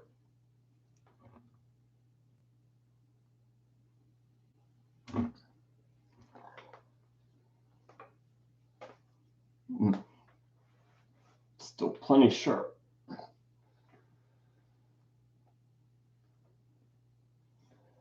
right, now he's finally settled, I think.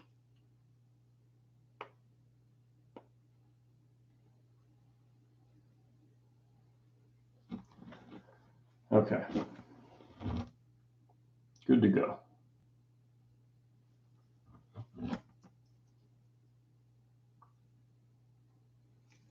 Yeah, I think the purple coming into here is nice. I just didn't like the original pattern that's in the shot I took.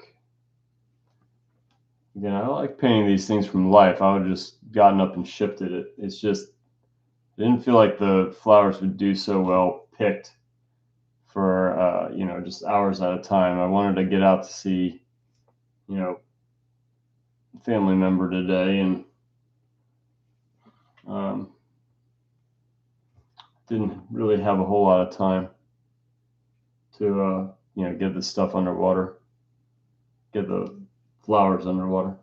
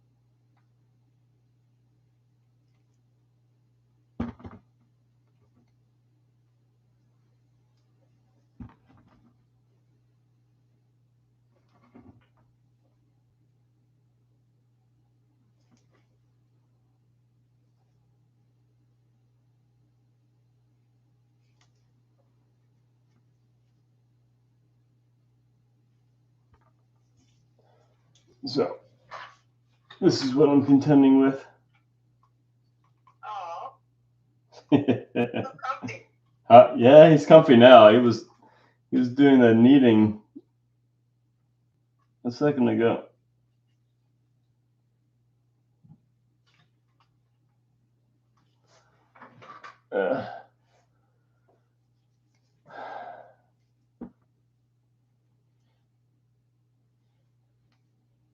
Settle cat.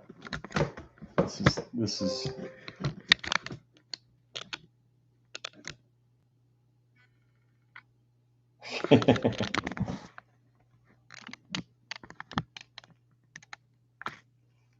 Oops. Messed that up. Oops. There we go. Now we're back.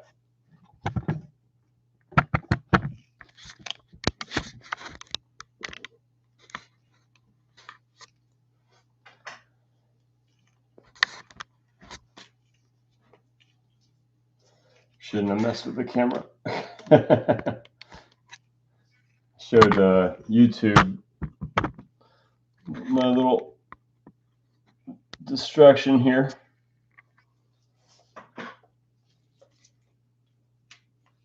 Okay, my hand is thoroughly blocking the screen.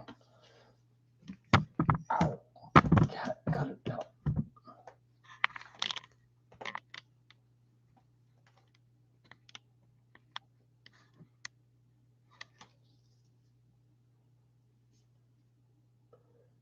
Yeah, beautiful. Thank you, Trisha. Yeah, Kyle. Lovely. How's the knee doing? Oh, that's Kyle? Kyle's on YouTube. Yay, that's so good.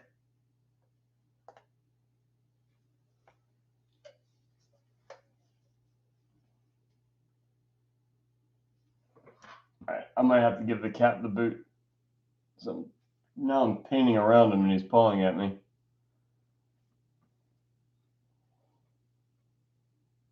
And that might mess up my ability to paint.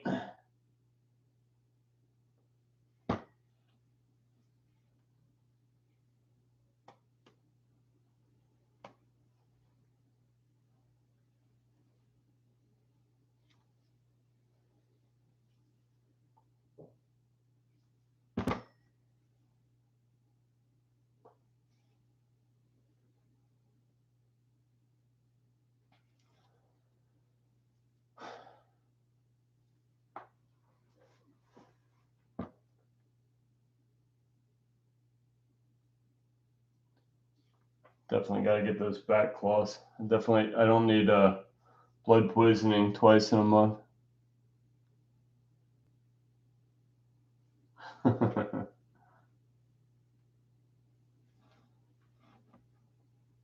in agreement.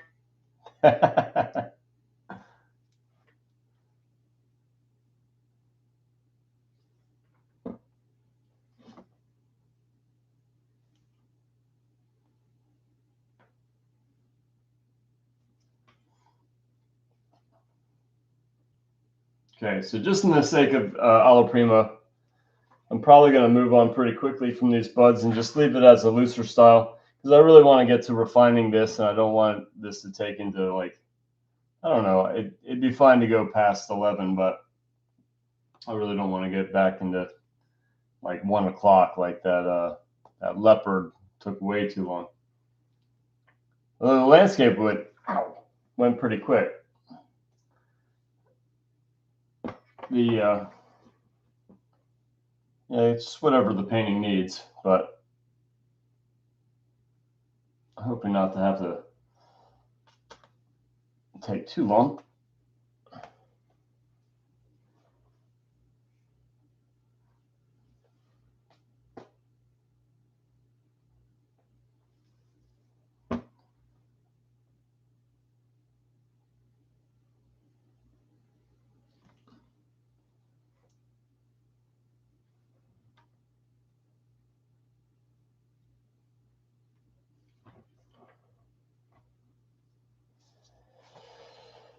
Okay.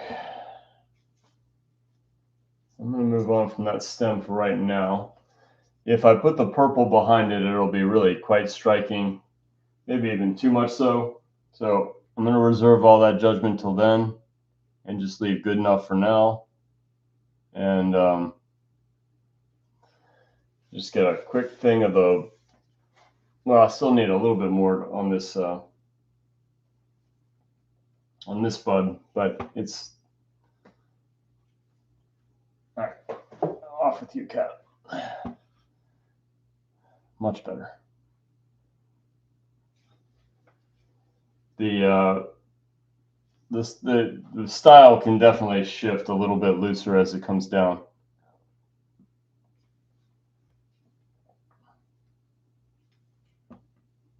Actually, I prefer that in paintings where you just kind of really develop a focal area and let the rest fade a little bit. Can't say I always do it in my paintings, but I think it's nice when it happens that way. So that's going to be a loose goal for this painting, is to maybe under describe all this stuff in here.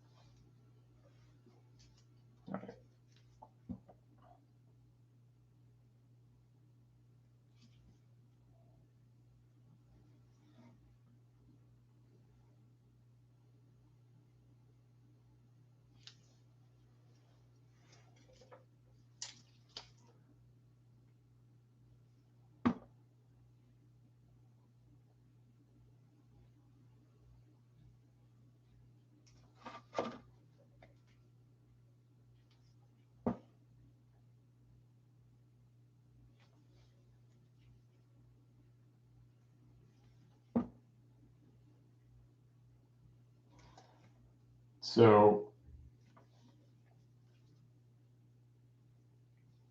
I'll probably just leave this bud for now. I don't think I'm truly done with it.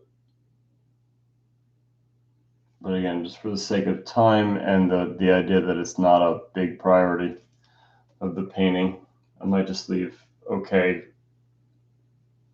alone for now.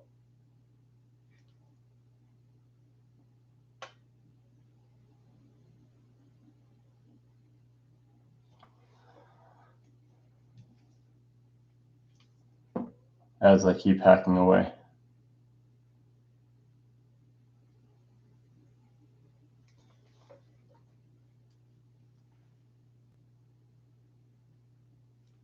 I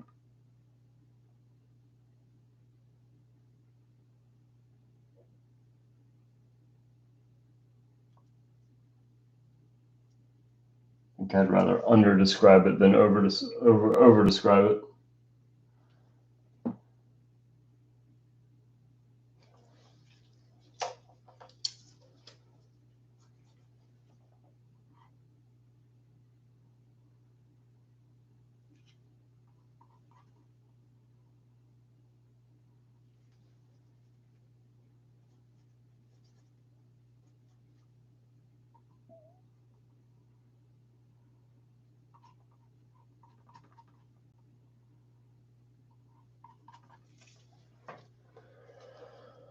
Okay, so a little bit of work on the vase and the stems inside the glass.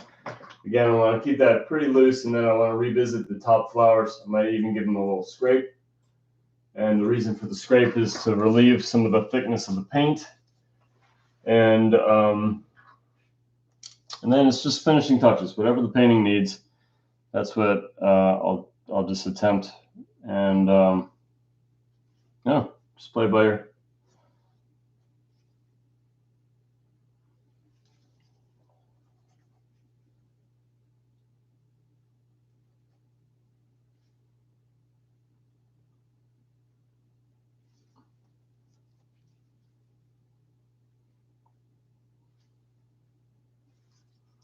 So I decided earlier that this is going to be my brightest light, this little flash on the glass on the rim. I'm going to stick to that.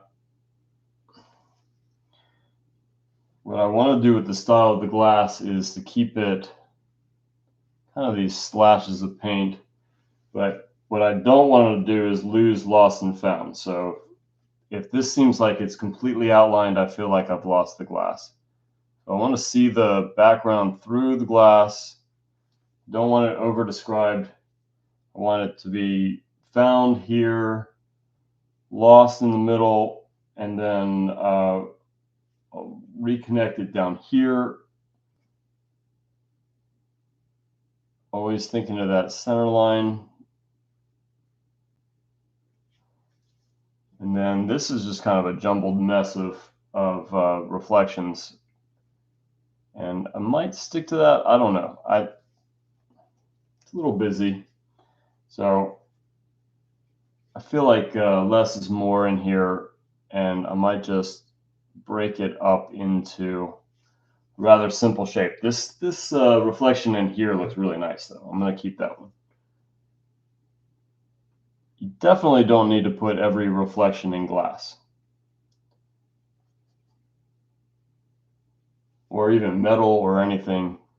You only need to reference what's in the composition, and then everything else is whatever you feel like, whatever looks good. But what usually doesn't look good is describing everything. It just gets to be a jumbled mess, and I don't think it helps the painting. So too many reflections, I think, is a bad thing. But there's a few little bold ones that I really like, namely right here.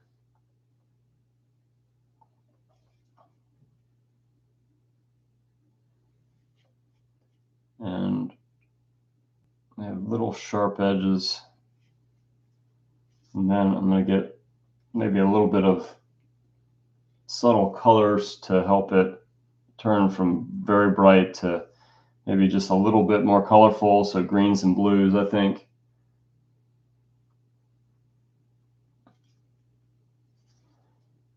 Might reintroduce some of the background in.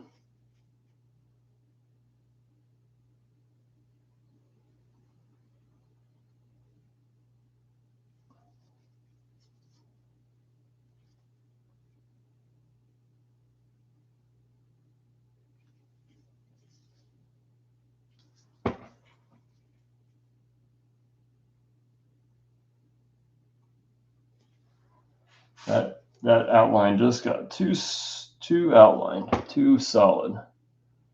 I'm going to intentionally break that up.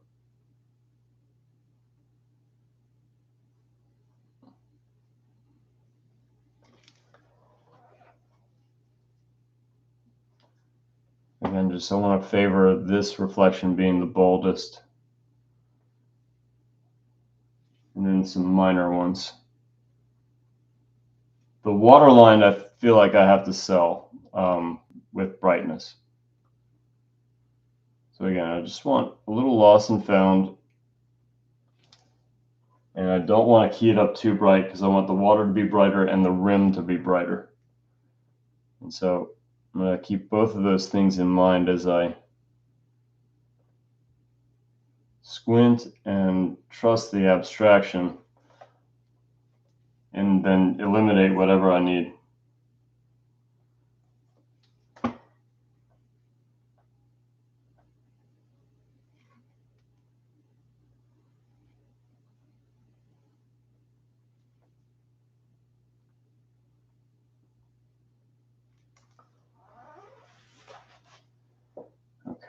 So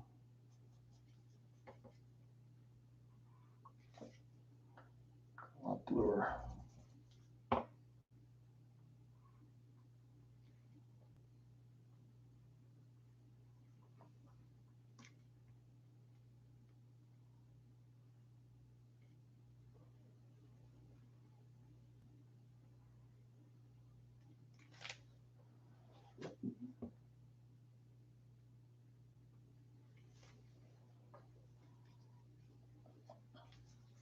So the reason I didn't bother with the stems is because I'm gonna put those in after I get a lot of these core reflections in place. The reflections, if I lose them a little bit, it's going to be okay because then I can just keep going thicker. The stems I don't want to mess with too much because if I start spreading green everywhere, it'll really kind of ruin the glass a little. So I'm just keeping in mind is like if I go in an order that supports it's just some minor changes and mistakes, then I won't get anything that would be too frustrating to make the right choice, make it exactly what I want.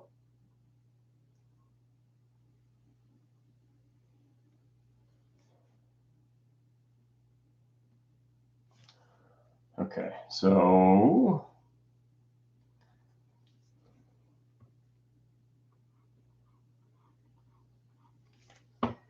same deal with the other side.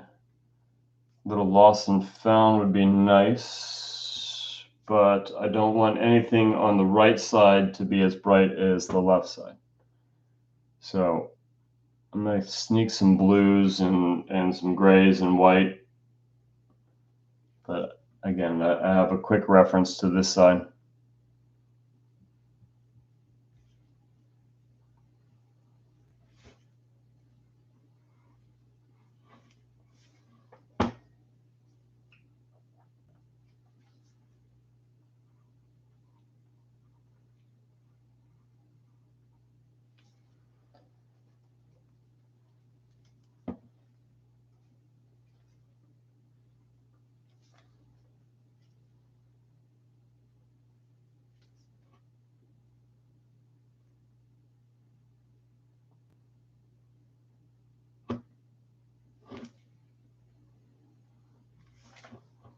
And again, the stems are going to go in thicker than they are. Just in my mind's eye, kind of know where I'm going with that, but it's definitely not going to be very visible yet. And I still haven't put the water line in yet, so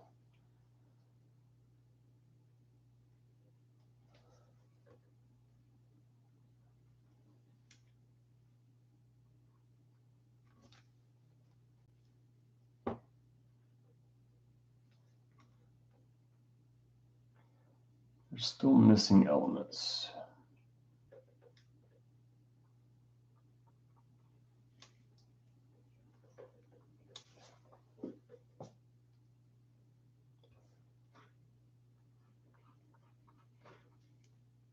What are you eating?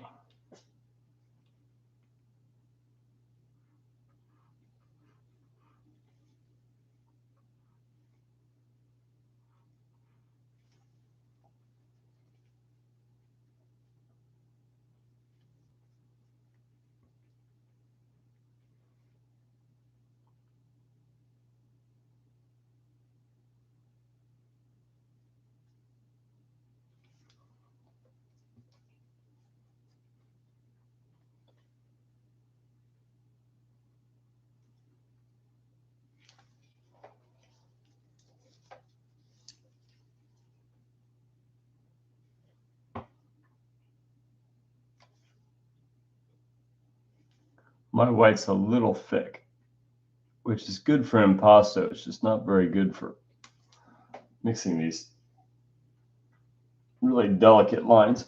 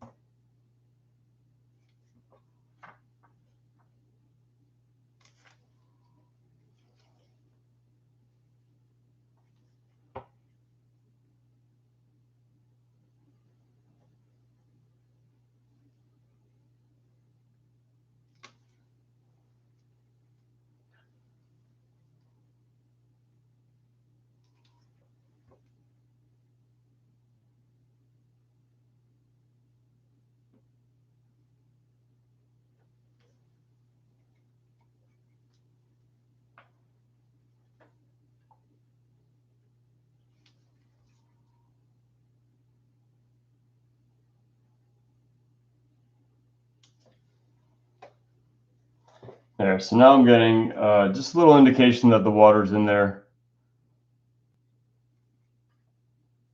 And then I'm ready to get the distortion of the stems in the water, and then a few of these just kind of broader notes in here that get me that kind of water distortion and refraction. So the refracted light works so that the light is passing through the glass and collecting on this far edge, nice and bold, just not bright like this reflection, and that one's even bright, or this, yeah, that reflection and this one's even brighter, that glinting highlight.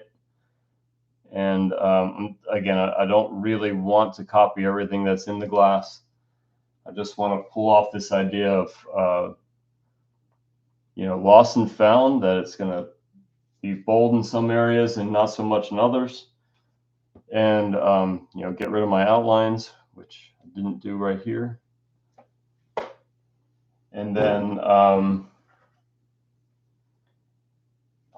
that refracted light going into the table, I think is right nice. So I'm going to play it up more than I see it. I'm going to get this refracted light going into the base if the cat's butt gets out of the way. I'll just make it up. I don't need to see it.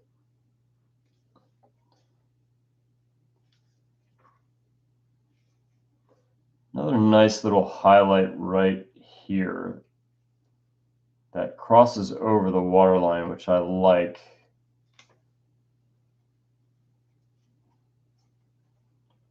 But I'm not sure I pulled that off very well. Again, that'll get influenced by the stem, so it's probably fine for now. It's just missing keep missing a key element. So these darks of the grass, or the stem, will hone that in a little bit.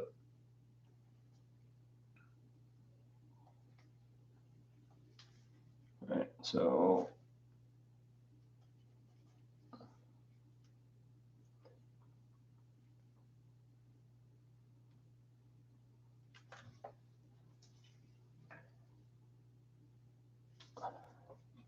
I'm definitely not copying everything I see.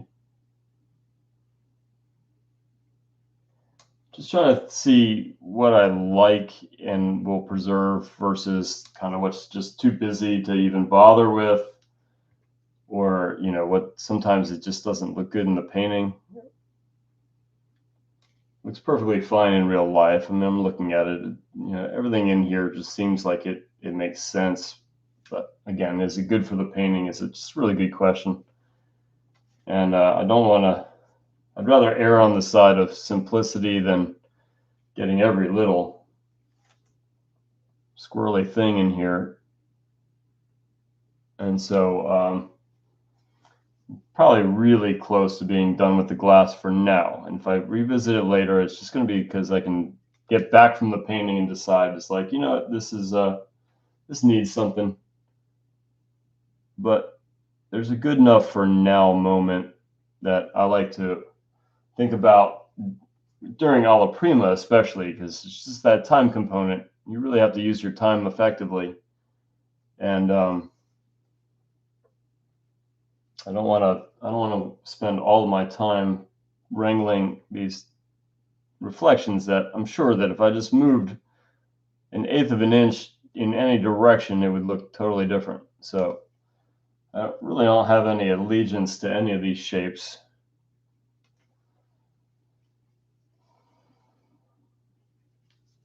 But the stems are going to make a big difference. So it's still missing a major element of the reflections. And I'm going to reserve all judgments until those get in. But also, too, it's just probably just move on from the glass just to get back to background and the main irises. Because like I said, those aren't done yet. And they're going to be the focal point. So I want to get to those pretty soon.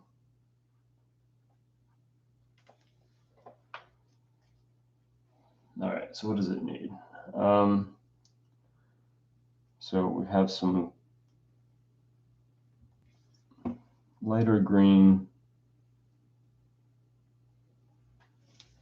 Didn't show up.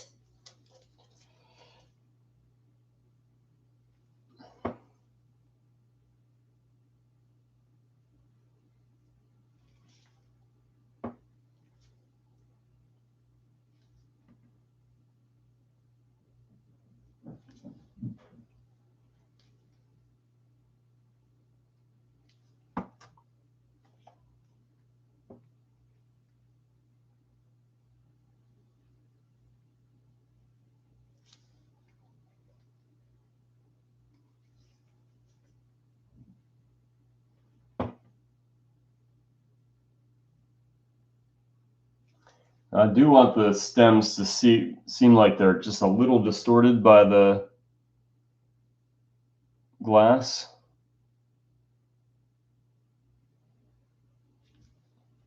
But it's probably pretty true too that if it's not exactly like the photo, that nobody would know unless they're staring at the photo, which I don't plan on letting them for that reason. Like if they're going to enjoy the painting without the stem or without the photo, why would I why would I let them see that? So a lot of times, what you're painting is at least an artistic version of what you're seeing anyway. You're making decisions. You don't want it to be verbatim to this kind of pre-flattened still image, when life is more dynamic and artistry, it's really about making a creation, not a faithful copy of what a photo does. It's certainly not what the old masters did, mostly because their cameras were terrible.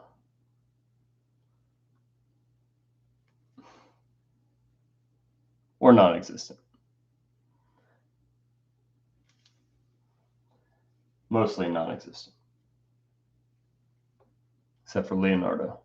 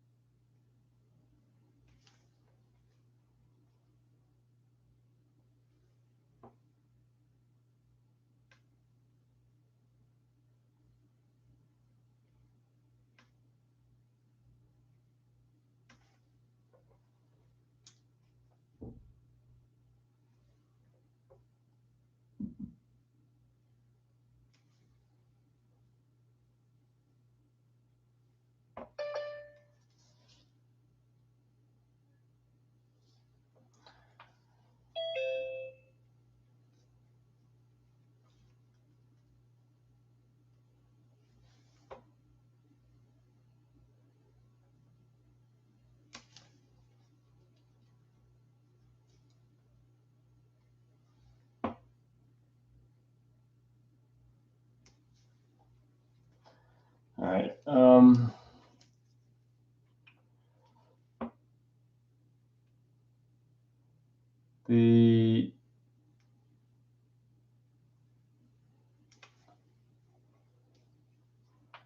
know. I'm probably going to leave a lot of this just good enough for now. I just want to do this second stem, and then there's a little bit going on in the middle of the stem of the glass the glass that I don't know. I don't know how important it is. I might just let good enough go for now and work on those irises up top, because we're at like what, 11? Yeah, I didn't get started right away because I was having technical trouble. If anybody knows their YouTube feeds, I don't know. I feel like every time I bump the camera just a little bit, like if it gets dislodged from the computer at all, that you just lose the signal. You just have to start over because you just can't get it to recover. But I could just be user error. It could just be totally wrong about that. It's just I've struggled that I was all set up to go. Everything was ready. And then the camera got bumped out of the computer. and just completely lost it.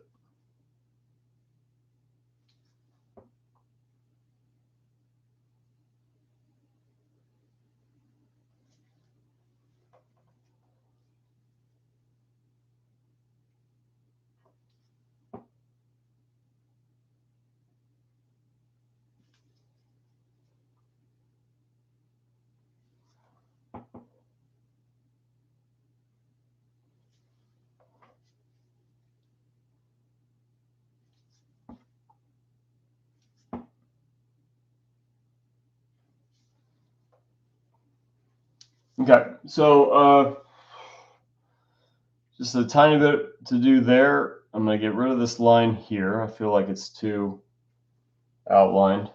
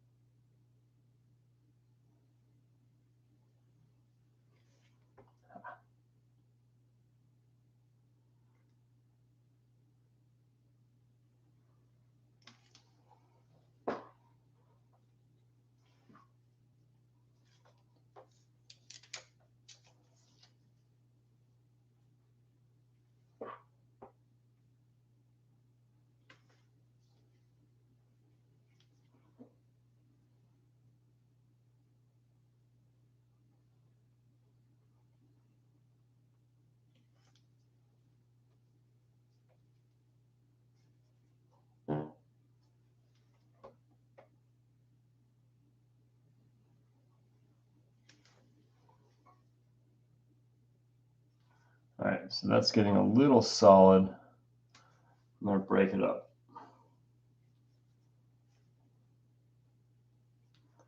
Again, I don't really care if I get every reflection in. I just want it to look good. As simply as possible.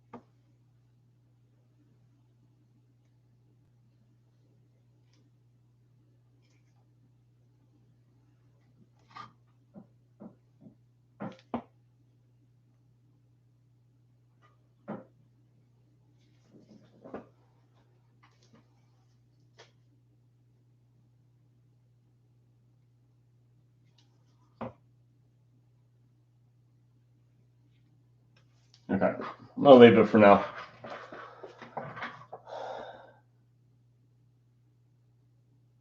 Maybe revisit it. I don't know. Just have bigger fish to fry.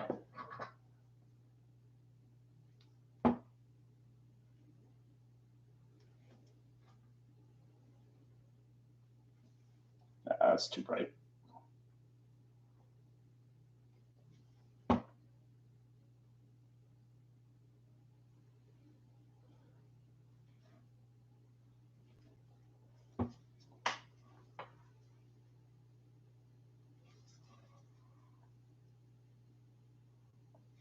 Okay. So hopefully, oh, geez, the camera's not even on there. Yikes.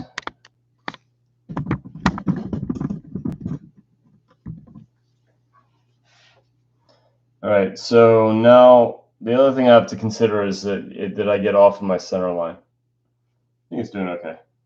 I just need to add a tiny bit to this side. Do that with a dark. Way too dark.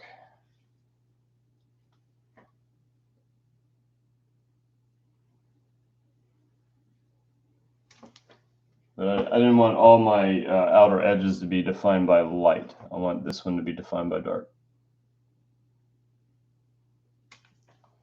There. Okay, so again, maybe I'll revisit it. We'll see.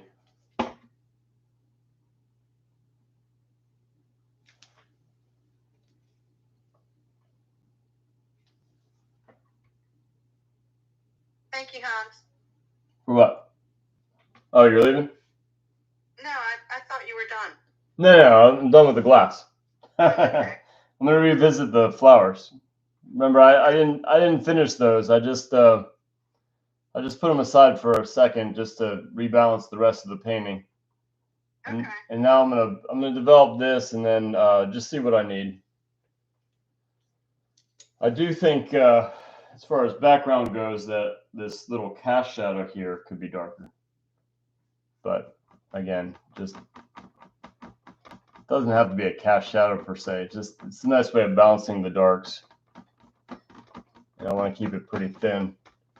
Just a suggestion that maybe the irises are blocking the light onto the wall without giving it much of a wall. I mean, this is skylight, so the shadows really fade to almost nothing. And I don't know, I just think it's a nice little rebalance.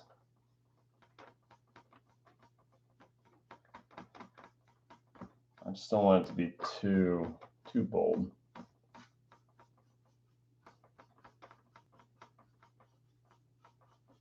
There we go. Now the shadow isn't so harsh.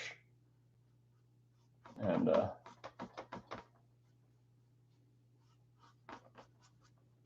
yeah, okay, good enough for now. I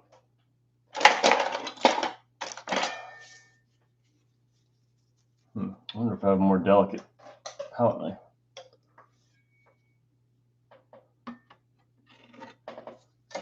So, oh my.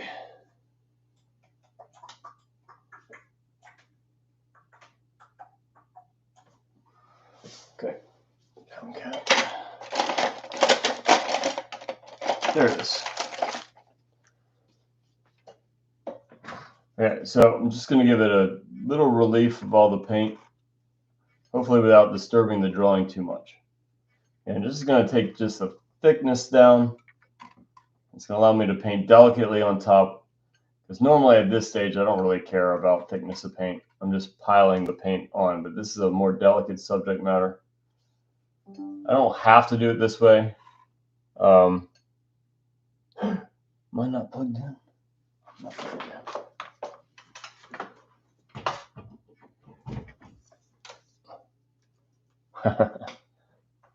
Well, that was lucky.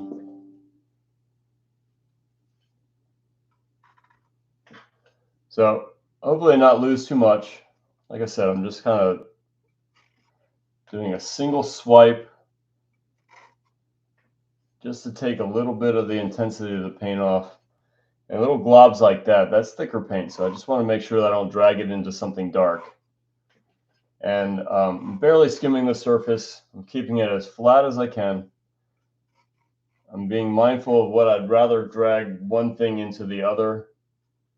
So I'd rather not drag light into shadow. And again, just I could definitely do this painting without this step, but it's going to make the detailing work just a little easier without going heavy.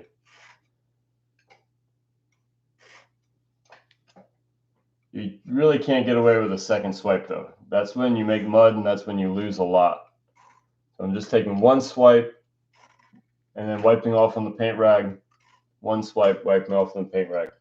So I was really avoiding doing really much detail at all in this, just simply because I knew about this step ahead of time that I would be doing it.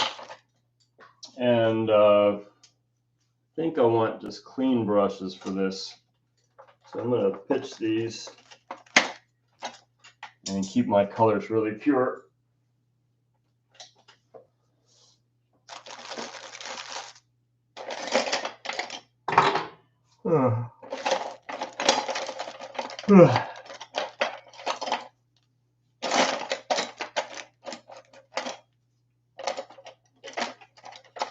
Okay, clean brushes. scraped down irises, and now I'm ready to, what else would be good is just give myself some clean painting piles on the palette. So I'll probably do that too. Especially the white. I don't want the white to be contaminated by other colors. Because when I get into the repainting of the purple iris, any yellow at all is going to make it brown. I was talking about that earlier.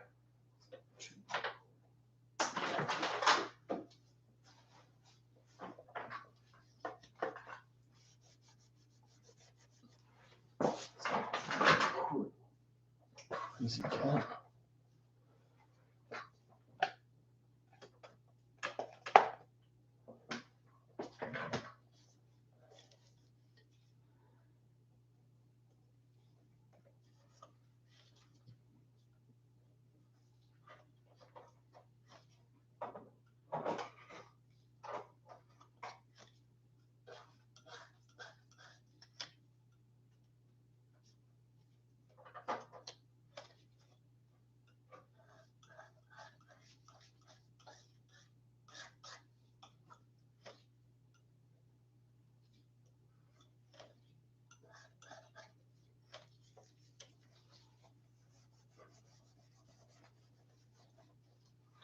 Okay, so my palette, I'm getting it back to clean again, just because I want really clean colors for these irises.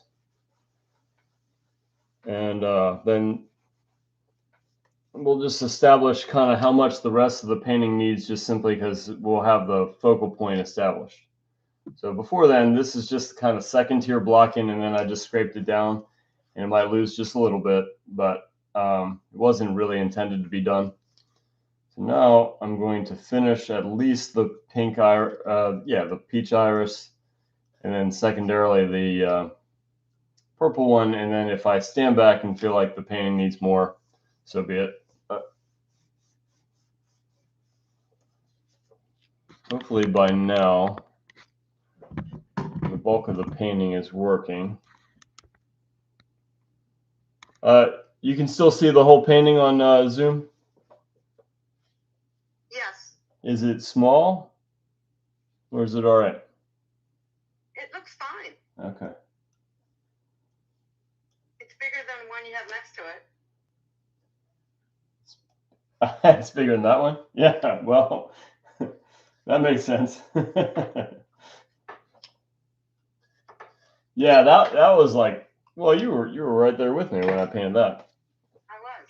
I set it up at the very end of class, and I don't know, stopped painting maybe a half hour later. I don't even know how long it is. I think my cat is not feeling good about me spending this much time without giving him attention. Hence the little earthquake on YouTube.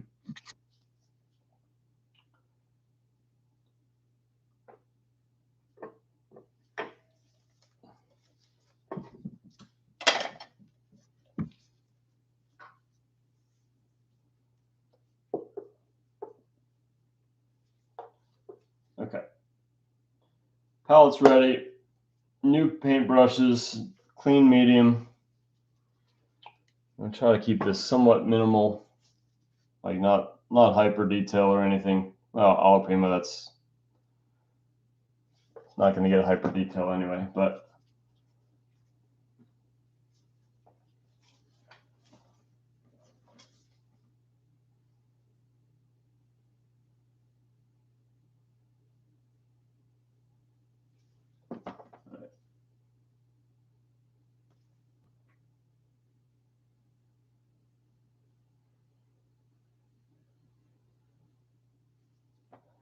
strategically, it'd probably be, even though it's not the focal point, strategically, it might even be better to do the purple first, just because how easy it is to contaminate purple and not get your rich colors that you're hoping for.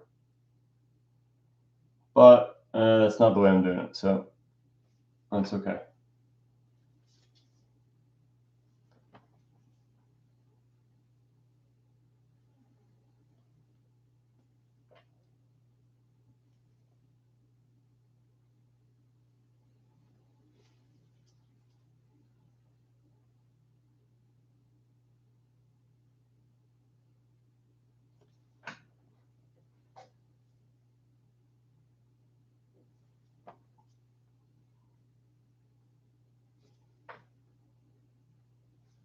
These tiny detail brushes hardly hold any paint. Especially these cheapo ones.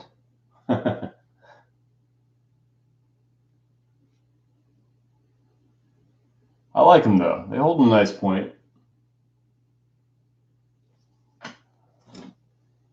Every time I invest in higher quality detail brushes, I get like 2 uses out of them and get frustrated. I think I found one of those on the floor in the studio. You did?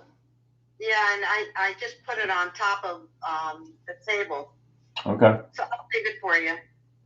Appreciate it. It looks like the same color.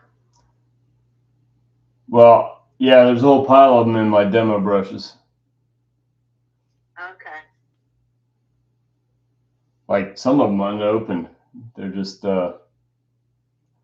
especially that pile. My demo brushes at the school, students borrow them and they do not clean them. I know, you should insist that they do that. I feel like I do. I just don't watch them do it. It's, normally a lot of students leave before I do. So I don't really pay attention to them as they're cleaning their brushes. But yeah, like a lot of those brushes have dried out and they're disgusting. They're awful. What were we saying? No, I don't know how to police that. Well, you would either have to watch them like a hawk or scald them all the time and things like that. I don't know. Maybe we'll put a camera there and then guilt shame them. Take them to an interrogation room. Did you put a painting brush back still dirty? And then we'll pull out. Then we'll just left on the sink. Well, we'll pull out the video and be like, where? Okay.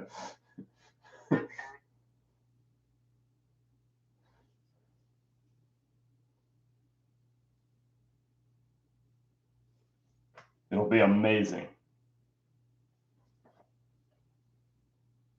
Yeah. Then they'll either leave the school or really start cleaning the brushes. One or the other.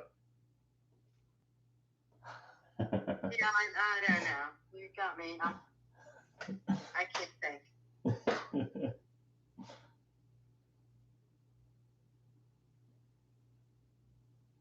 No, what I should do is just not even. I should have just a core of brushes that the students never see. I just bring them out when it's time to demo. Yeah, we have a closet. I heard. And I feel like maybe one that got cleaned recently. And we could put maybe like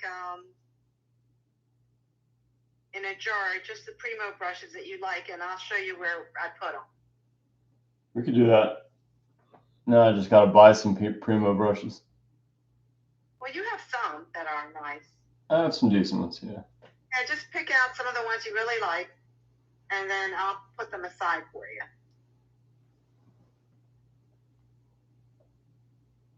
I mean, it's not like, I can't paint with them. That's what I do the Friday demos with.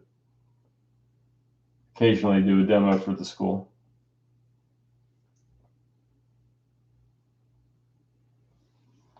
I occasionally find nice brushes in there, but I do put them back. Of course. Clean, but yeah, I would think so. I don't think it's anything intentional. Either some people don't really truly know how to clean a brush, or it could just be something they forgot, or I don't know. I don't think we have any devious students to that level. We don't. They're all angels. They're all angels. They are. Well, maybe we'll fall short of angel. Yeah, we have nice students. That's very true. Yeah, they're really nice.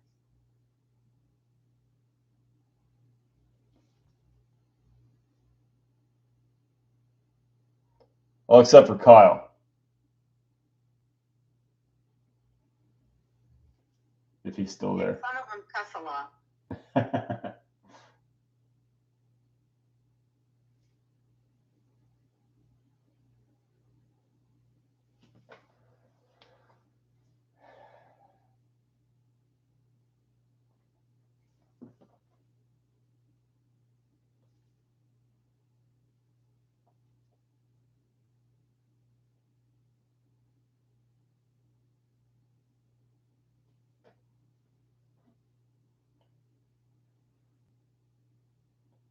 So a lot of the guesses I did earlier, I don't know, I was a little on the fence about them, but they seem to be working okay. I needed a dark enough value for refracted light. I wanted a deep enough pink to not have to key the interior information to pure white. So I'm just, I went through all this before, but it's just kind of like going through the checklist of what I'm hoping for. It's working out for the most part. Again, Alla Prima, you have to accept some things, or else you just won't get to a finished product. But there's also some ripples in the flower that I can probably ignore, some that are a little distracting. Like there's a lot of rippling here that I think maybe commands too much attention. So I don't really want to copy everything. But so go ahead. On the purple flower, What about that light on the left hand side of it? That's kind of like the sheath that's holding it. That's the sort of outer stem, not Yeah, stem, like but like the core of the flower. What's that? It's like that crinkly paperish light. Right here is like that sort of back of a flower. The back of that spine that the flower sits on.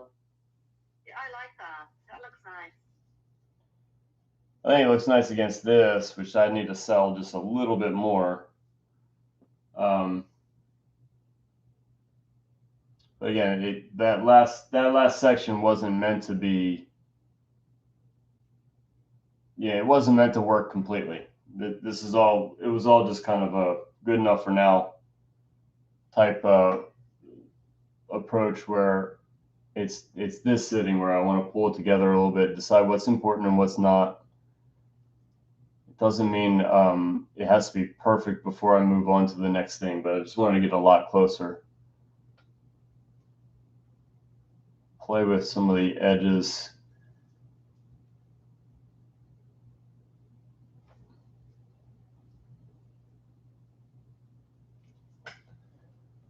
The neat part about flowers, and I mentioned it earlier, is that the light that passes through the petal,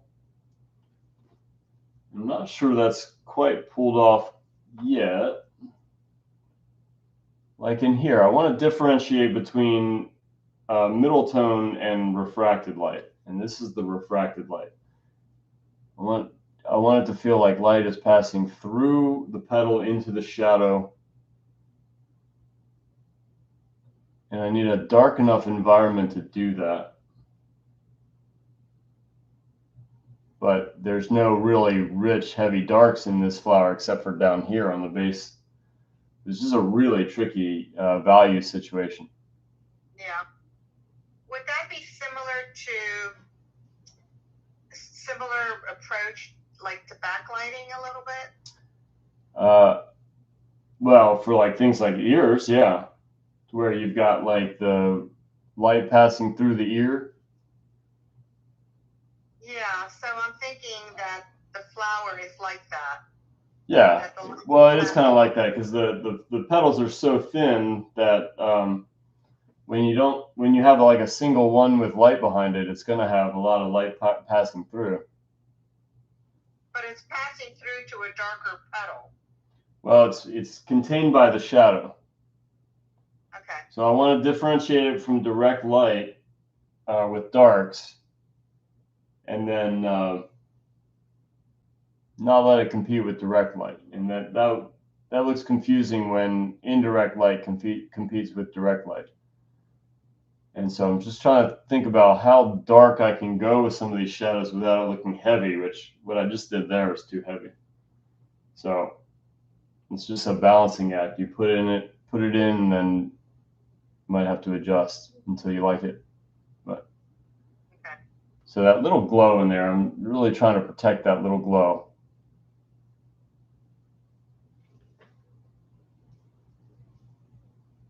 It's really pretty. Oh, thank you. Yeah, and flowers really aren't my strong suit, being that they're so delicate. But again, I don't shy away from difficult subjects. It's all practice anyway.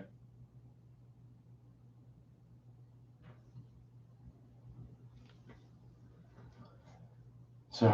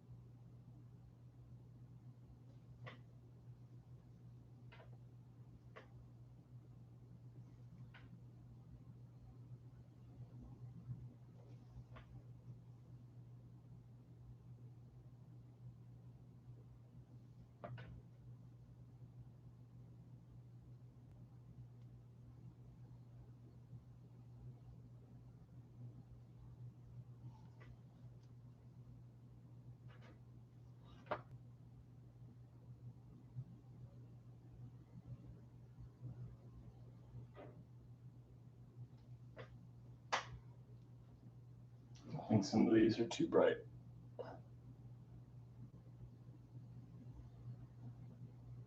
In an area like this, I see almost white, but I think it's just only because the photograph got distorted. I can reference back to my little quick study from real life, because the photo has to balance contrast just like we do. Like we can't do the full range of values. It's just impossible. A painting is reflected light. When you look at a painting, it's not like the sun bouncing going like straight to your eye or a computer screen or a candle. Like those are direct light sources.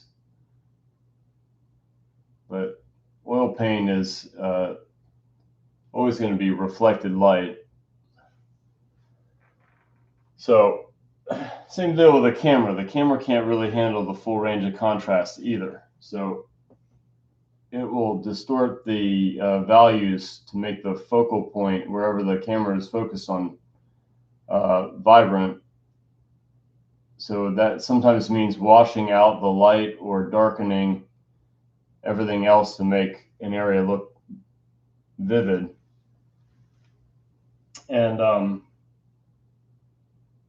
the color study is nice for that, because it will give you, it'll be my choices as to where the colors are and what to wash out or play down, not what the camera decides. Not decides, quote unquote. Cameras don't really decide anything. Really good photographers know what they're doing with settings, and making sure that the right colors get into the right areas. But let's just say I'll fall short in that department.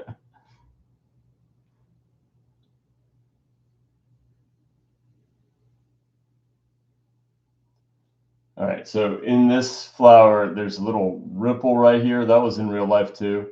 I tried to capture it on here, and I didn't like it. So I'm getting rid of it on here too. And so now now it's just time to make a lot of creative decisions. It's time to make a painting out of it instead of trying to copy a photo. Some decisions I made pretty early, but now it's just critical because it's at the end of the sitting, and I got to make something happen. When the figure model is getting on that last 20 minutes, it's like it's go time. So same thing here.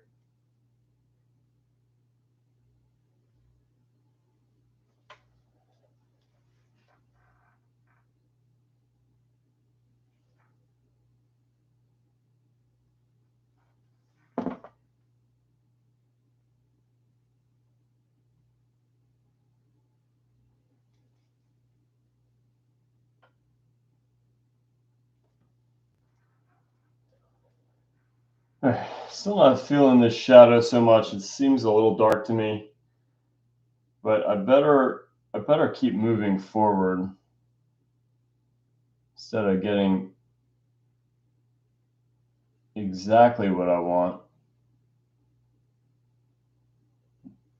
So if at the end of the sitting I decide to get back to this, it's just because right now I'm kind of already acquiescing that shadow is just a little bit too dark and a little bit too brown. Again, the theory was to protect the refracted light coming through, but at what expense? To make the flower harsh? That wouldn't be a good sacrifice. So right now, I don't really like the shadows all that much, but I've got petals to block in. I've got the purple flower to get to.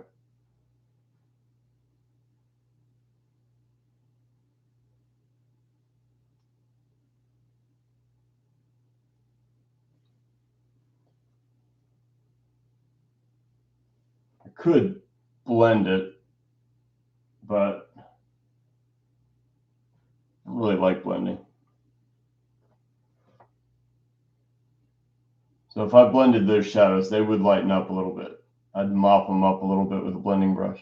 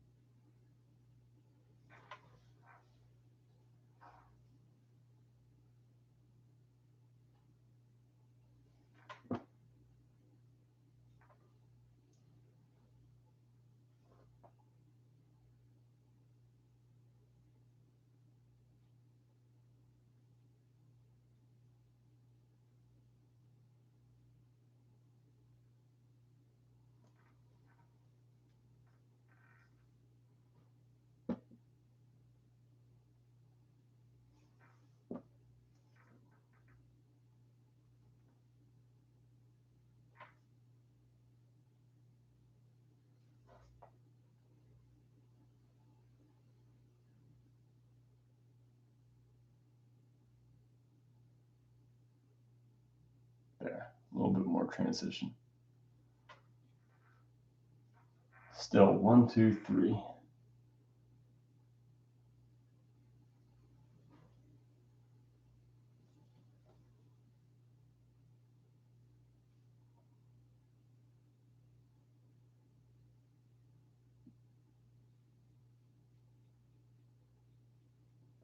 Yeah, that's a little better.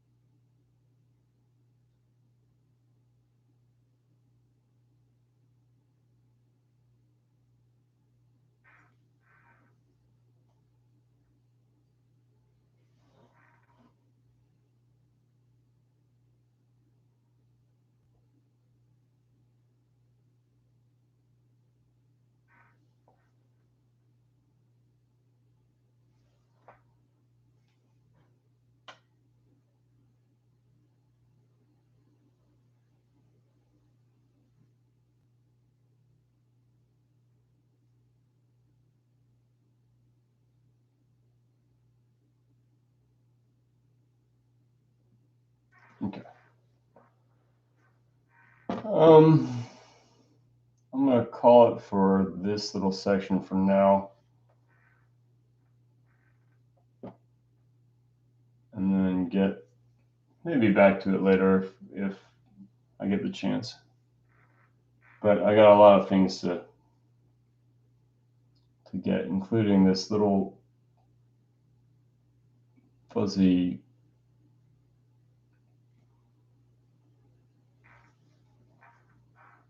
pure color, like the beard of bearded iris.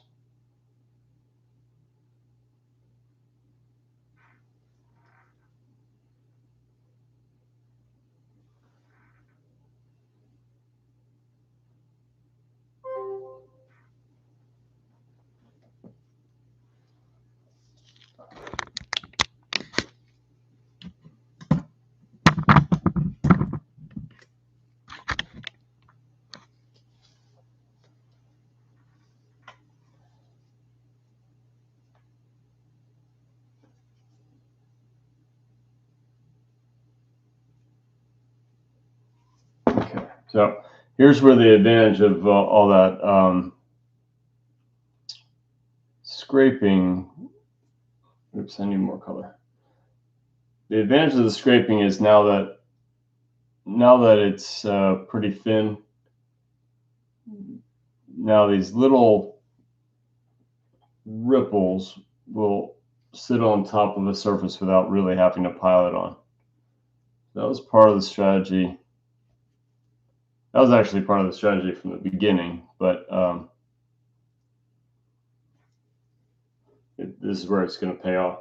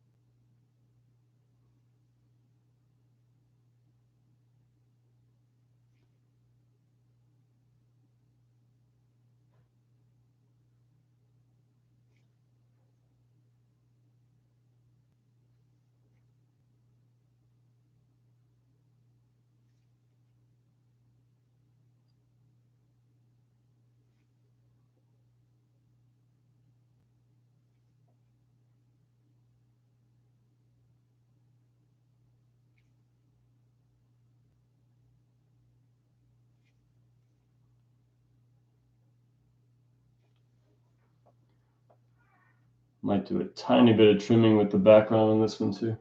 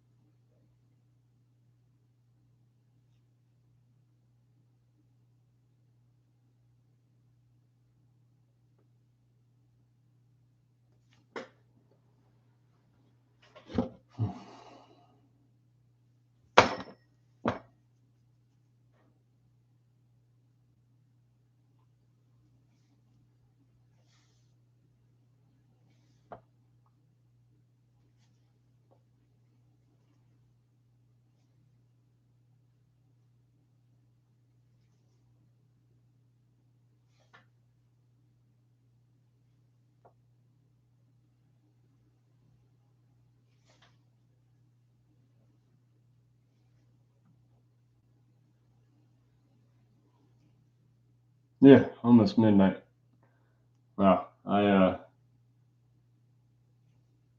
didn't make that deadline. Nope. Nope. Well, but I don't have a good excuse. Well, I mean, setting up the camera and everything, that took maybe 10 minutes. I don't know. I can't blame that. So I think you've been reading most of the time. somewhat longer, like the leopard went way long. The landscape went short. A lot of the still lives are give or take, 3.5.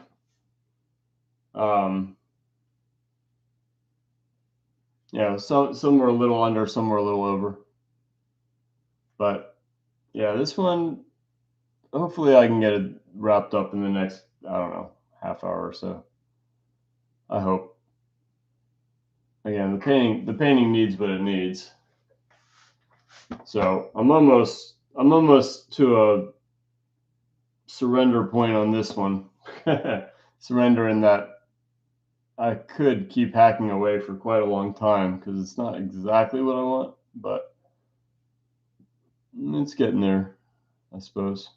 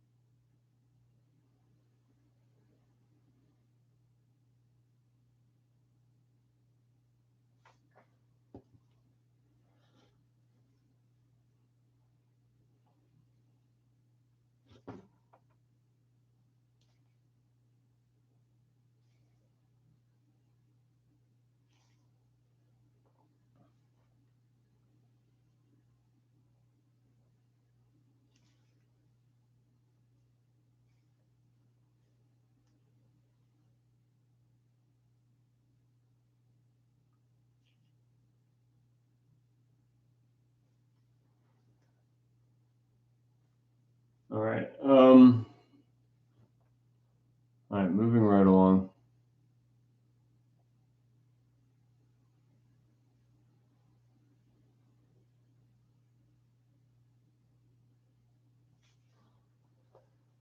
All right.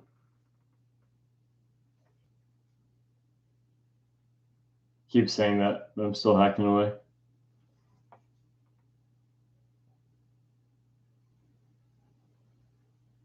There it is. All right. Yeah. Again, I just want a really clean brush for purple. It's just because purple is such a easy color to corrupt.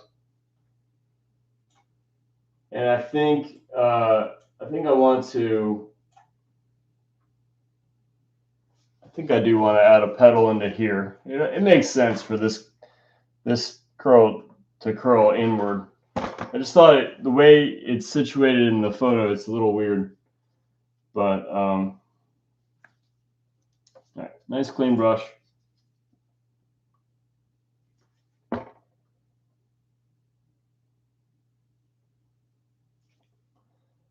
And here I go, betraying myself once again.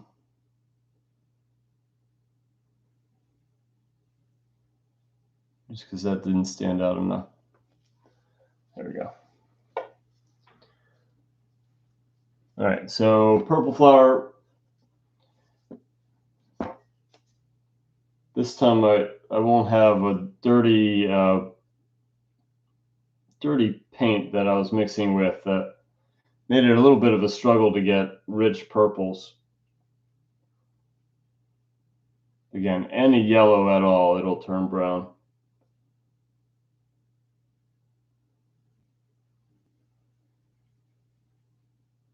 Brown can be perfect for a lot of subject matter, but these are pretty intense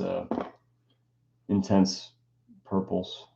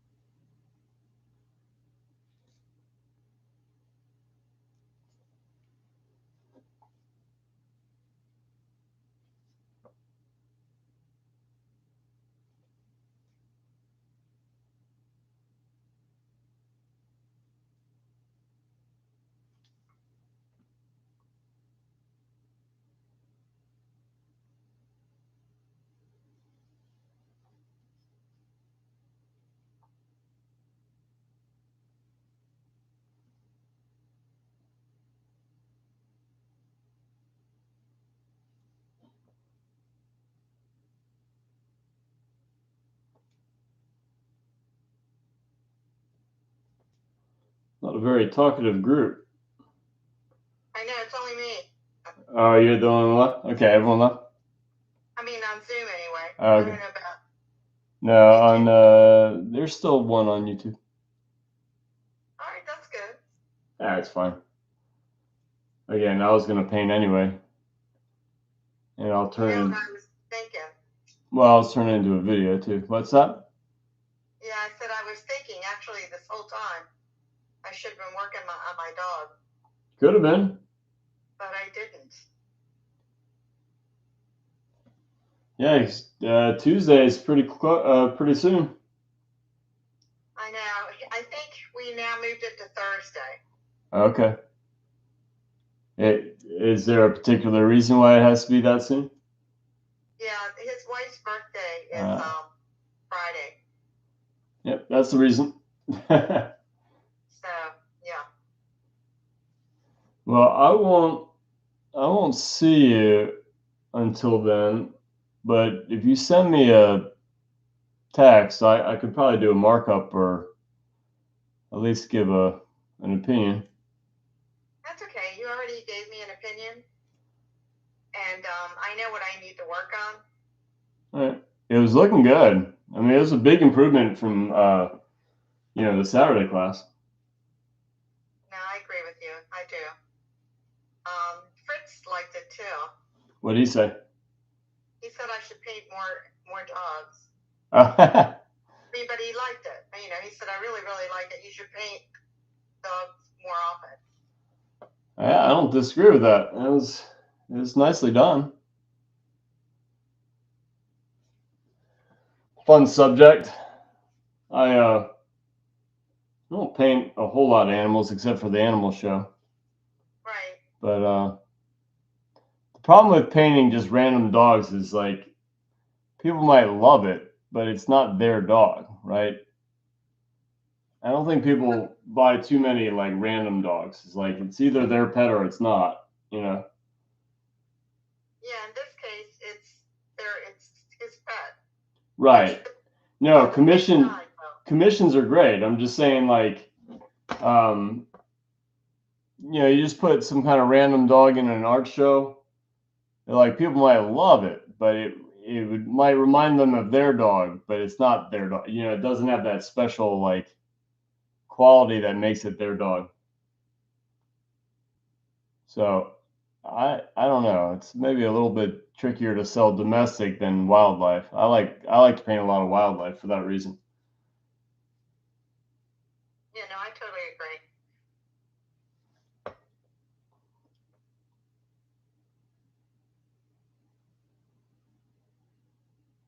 He approached me and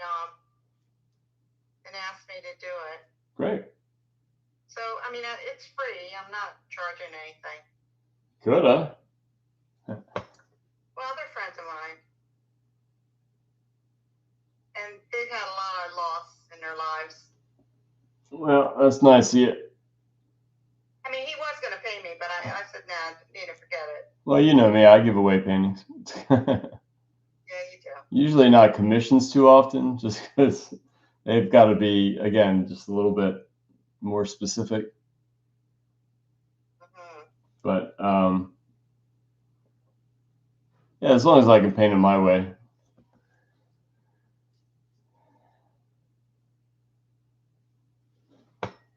But yeah, if somebody lost their dog or something or wants to give it as a gift, yeah, you just have to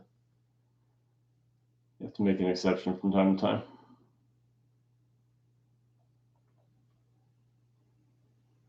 Yeah, they've really had a lot happen in their family.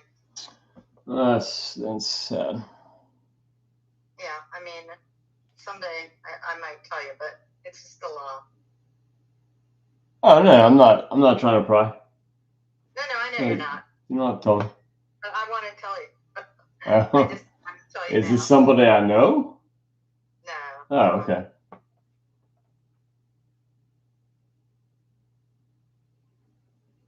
Yeah. Well, I mean, yeah, I don't need to know. It's not like I, don't care, but it's yeah, I know, people's business. Some people like to keep their hardships quiet. I get that.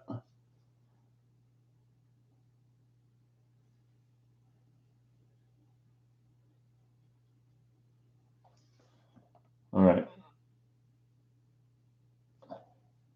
So I'm losing that little thing by going maybe a little too bright, but I'll reconcile that.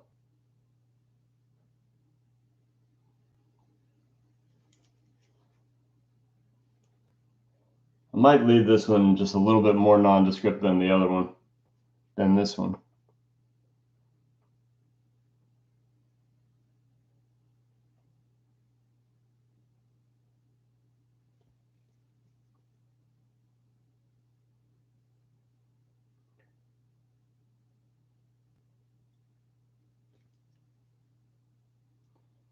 In the photo, this is in a totally different place, but I just didn't like it where it was.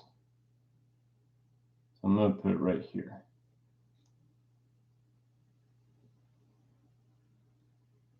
I'm even going to let it mix with the background just a little bit. You can see I'm not putting down fresh paint. I'm letting it mix with the gray.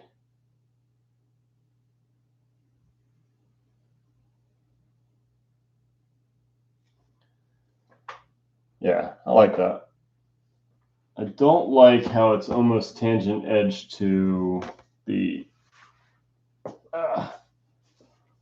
pink petals. The other one? What's that? To the purple one? Well, this shape, as if there's a leaf going behind it. I like that. I just don't like this edge right here. Okay. So I'm just going to bring that in slightly.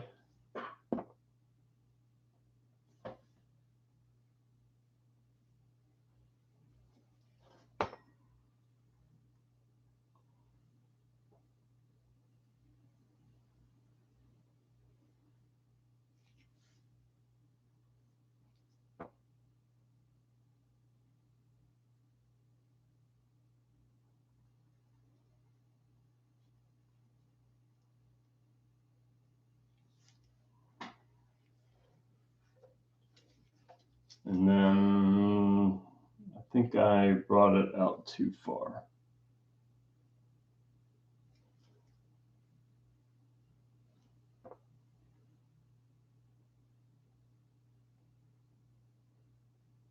That's it.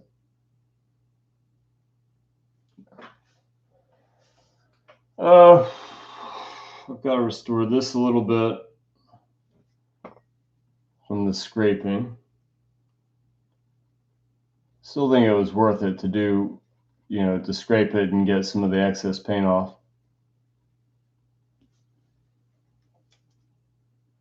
And then, I don't know, I'll probably just wrap this up soon. Okay. It's got a little bit more to go. But I figure if I say it maybe like 10 times, I'll actually stop. So that was like what, the third time? Second time? That was the third, maybe second time. Second time? I mean, it might have been the third, but I wasn't counting. Yeah, you didn't know that was a ploy to trick myself into stopping at a decent time? I did not know that. I need it. I do not put down paintbrushes willingly. That I know.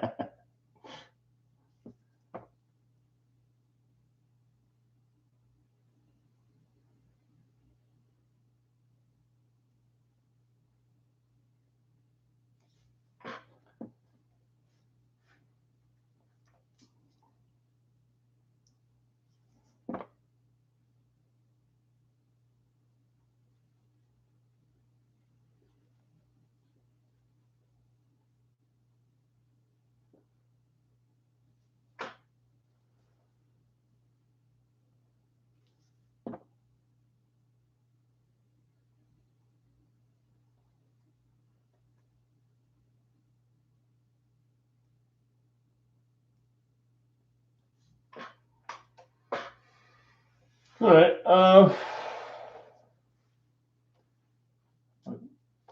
want this edge to read a little bit better. The values are really pretty tight to the background. I think if I brightened it up a little bit, that would be good. Not that much.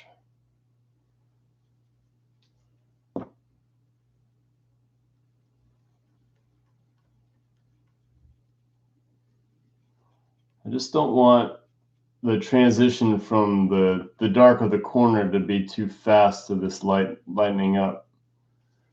So that didn't really work all that well. So what I'm going to do instead is brighten this edge. It's okay for it to be subtle. I just didn't want it to be lost. Okay.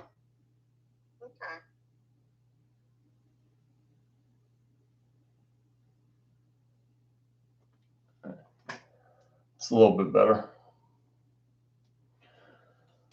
All right, well,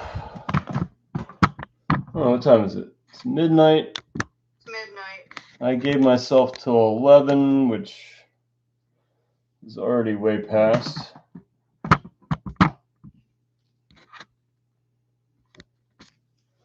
Oh, man. can't get my YouTube camera back far enough.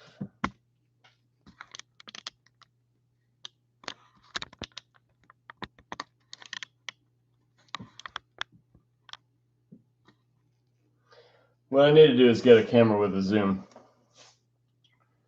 so that I can, pan out and get close if I need to for detail.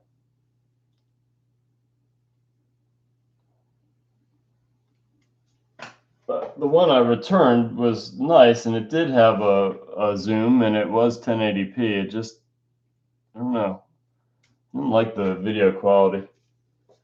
What's 1080p? 1080 pixels? Yeah, it's a good quality. They're huge files though. They're hard to upload.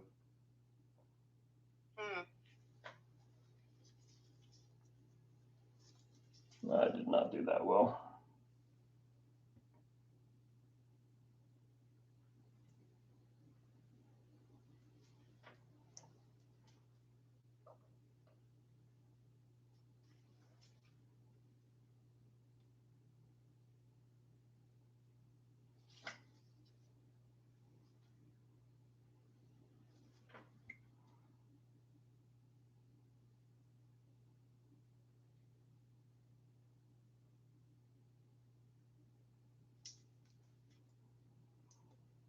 So I should work on this little bud a little bit,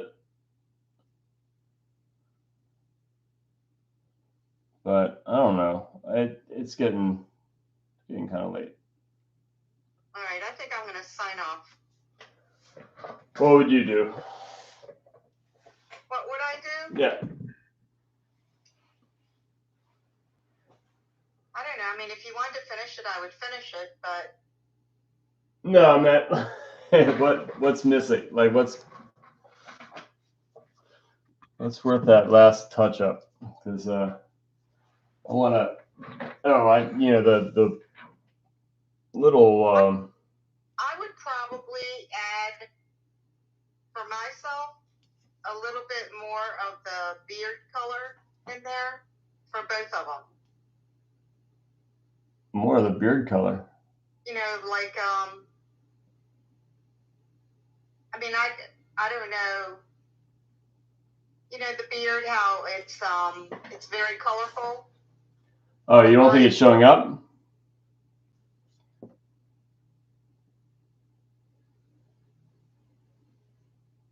I mean, you might have it already, but I can't tell because when you bring the paintings into the studio, you can really see all the detail. Well, I mean, it's pure cad red right now, and with some cad yellow orange in there.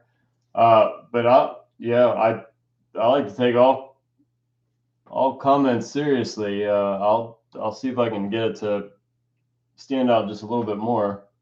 Well, probably when you bring it into school, it'll show better, Yeah. No, I appreciate it. Let me just see if I can get it to. And you know how sometimes it'll show that glow through the petals, kind of? Yeah, I have to say that. I mean, I wish that pulled off a little bit more, but I just had the kind of clock in my head saying, I better move to something else. Yeah, no, I got it. Because the shadows that supported it were they were a touch too dark. But yeah, I'm just remembering things that Fritz has said to me in watercolor. Well, to go too bright is going to compete with direct light, and that would just look confusing. But to go too dark to make it bright enough was making it look too heavy. So it's that sort of perfect balance that you got to reach if you're going to really pull it off. And I don't know. I just hacked away at it for just too long, and I really needed to get to the rest of the painting. So I'll just chalk that up as like it just didn't go perfectly according to plan, like with the refracted light. But it's really pretty though. I love it. Oh, thanks. and I can't wait to you bring it into school. Yeah, some things do get lost in the camera, but yeah, I'll just agree with you on that one. And the beard, I punched up a little bit. I overdid something though. I did this too much. You think? I think it looks great. No, I overdid a little. There was a really hard edged, like pure red there that was really distracting. But now the beard is like extra bright. So yeah, I heard you. I mean, I am the student, so I really don't know what I'm talking about. No, I appreciate all critiques. You've got a good eye. What I came to understand early on, it was just like, I don't know. I kind of had a little extra pressure on me because everyone was going to say like, "Oh, you're, you know, a Schuler," so either that they would critique it extra harsh, or they would just think that everything I'm doing should just be like completely natural, which is totally unfair. So I don't know. I kind of didn't look for other people's advice, and that's a mistake. Are you talking about tonight? No, I'm talking about when I was a student at Schuler School. Okay. Because really, even non-artists, I mean, they're going to have really great opinions. Those are the people that you're showing the paintings to. I mean, good luck if you want to make a living only showing your paintings to artists. I know, that's really true. So, I mean, I appreciate that you have an artistic sensibility, and you've really gotten good, Liz. So, on top, thanks. but even if not, even if you felt like you couldn't speak up, I'd say that's false, because you know, the more you tune out people who have an opinion, that's, you know, you're missing out on really great stuff sometimes. No, I agree with that, but sometimes you don't want to hear it. No, I want to hear it. But you don't really want to hear it. Yeah, no, I want to pull this together and wrap up for the I'm night. not talking about you personally. I'm just talking about in general. You know, to hear criticism, sometimes it's hard. No, I like criticism. Yeah. I do too, but it's still hard. Sometimes it's awkward when you know, somebody gives you advice and you do the whole, yeah, no, that's really great, thank you, and then they just really sit there and insist. It's like, you know, I'm gonna make my decisions on my painting. I mean, just sometimes it's like, okay, you want to hear the advice, but it's not every piece of advice is worth taking.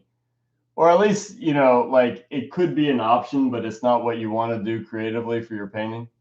So I'm not trying to be insulting to anybody. It's just like, oh, you're not. You're perfect. Sometimes it's like, yeah, I could do that, but I'm not gonna. You know, I don't. But that's not what you were doing. You said to brighten up the beard. I think I agree with that. It looks better, and then making that really pop. I like that better. It's a really pretty painting. Thanks. And I love the way you did the glass, and I just really like it. Good. Thank you. Yeah. Again, it's not one of my bread and butter subjects. It's a little more delicate than what I'm used to painting. I can go really rough with a lot of subject matter, but not flowers.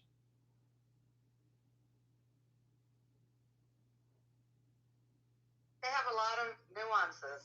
A lot of nuance. You know, it doesn't. You can get away with a lot on a magnolia because they're thick. But the what is the magnolia? Magnolias are big white flowers. Oh yeah, is that like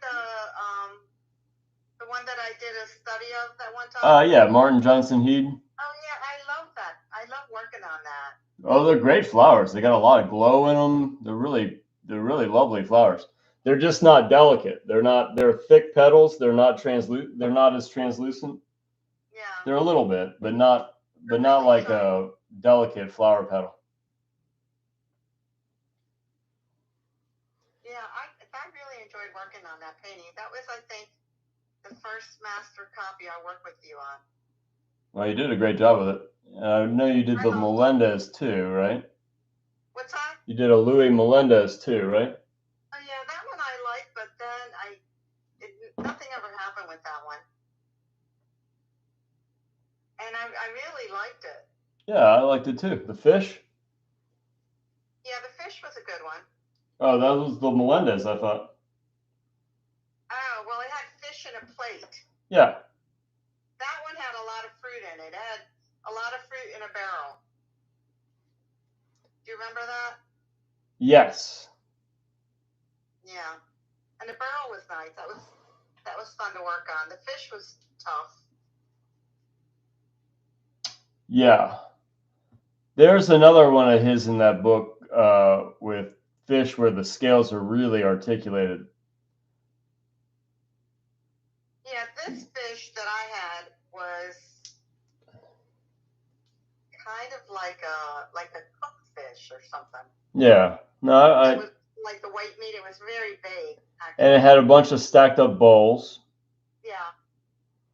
And yeah, the barrel. I remember the barrel. I remember when I started working on that, I had one pair that was like in color, and the rest of it was still, the raw umber. I really liked that stage of it. It was really cool. That show was really cool. Did I tell you about that show? No, you did not. It was at the National, and they had a lot of his still life props with the paintings, like in the middle of the room. It was really neat.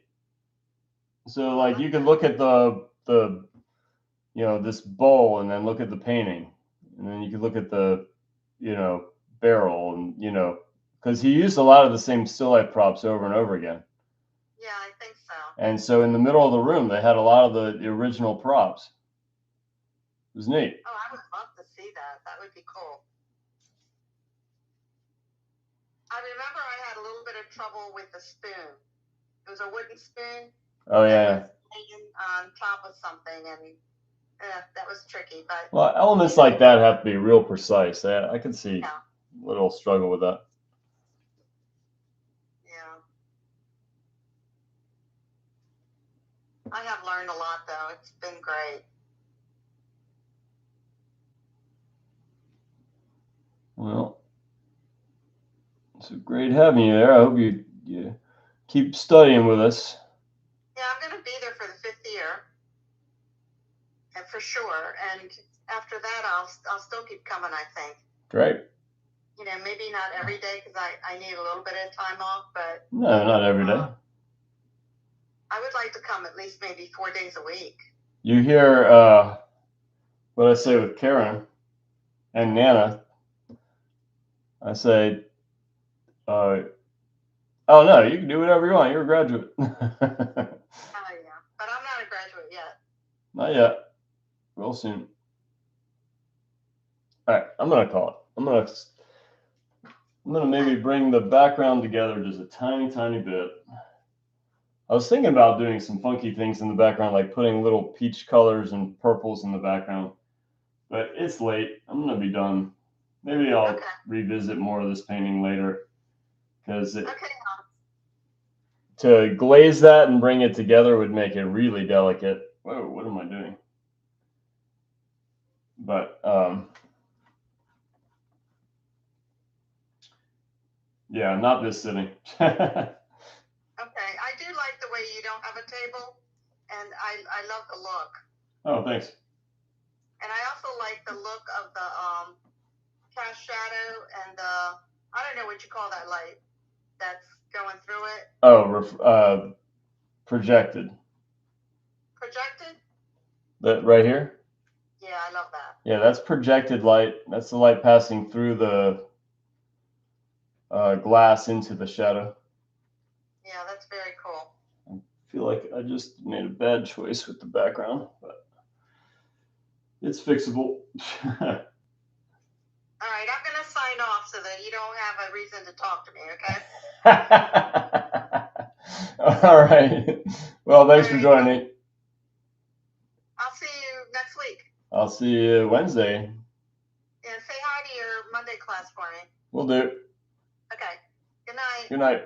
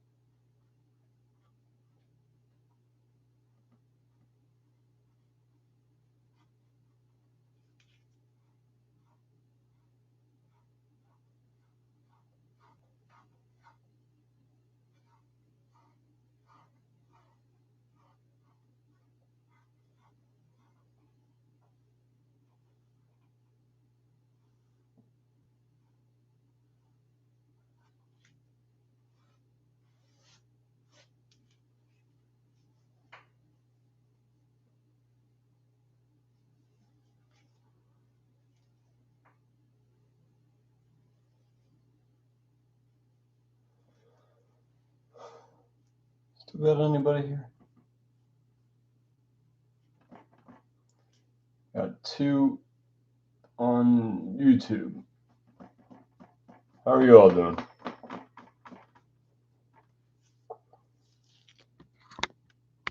Don't have the perfect spot for the camera. That's for sure. Maybe I can get it a little bit more centered without blocking the other camera. A little bit blocking. That's better.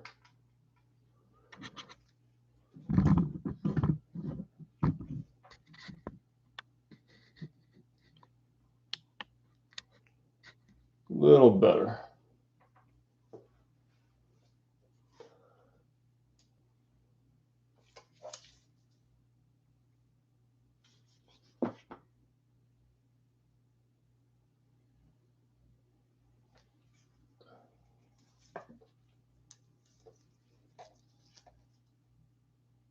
All right, I'm just wrapping up a little bit of the background and then I'm going to be done.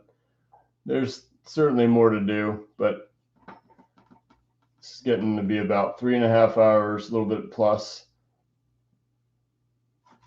It's just time.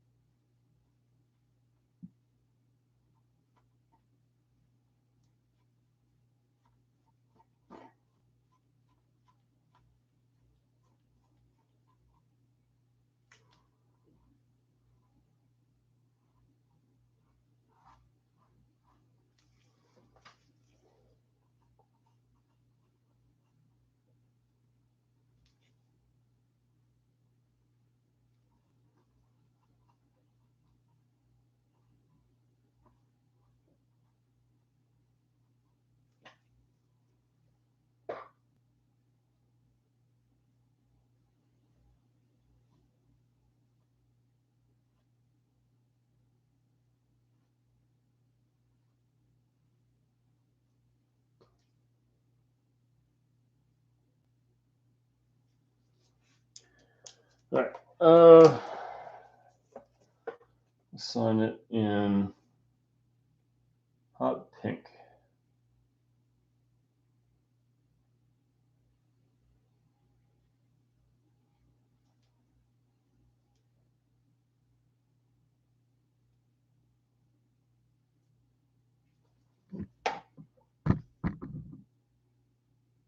Nope. Maybe it might have to be purple. Let's see.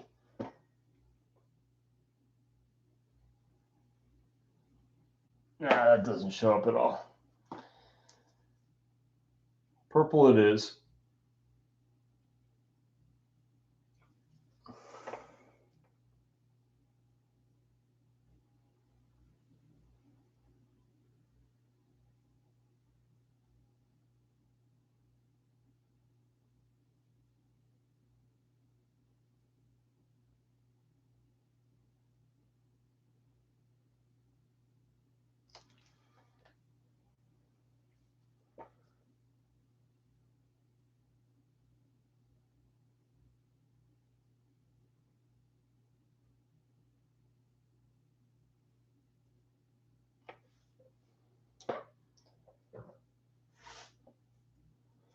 All right. Well, I hope you enjoyed.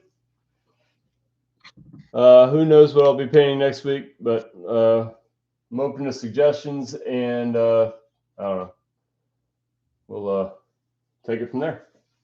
So I hope to see you next week.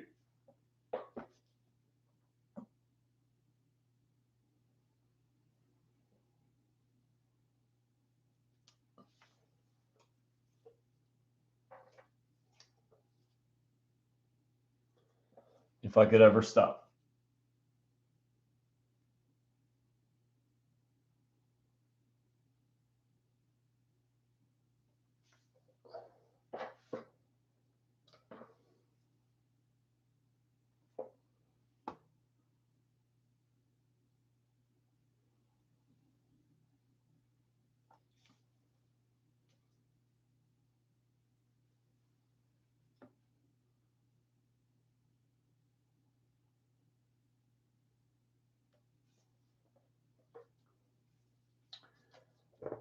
Can't stop, won't stop.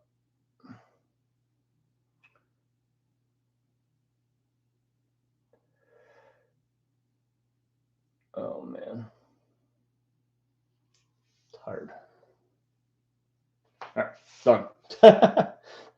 All right. Good night, everybody. Thank you for joining.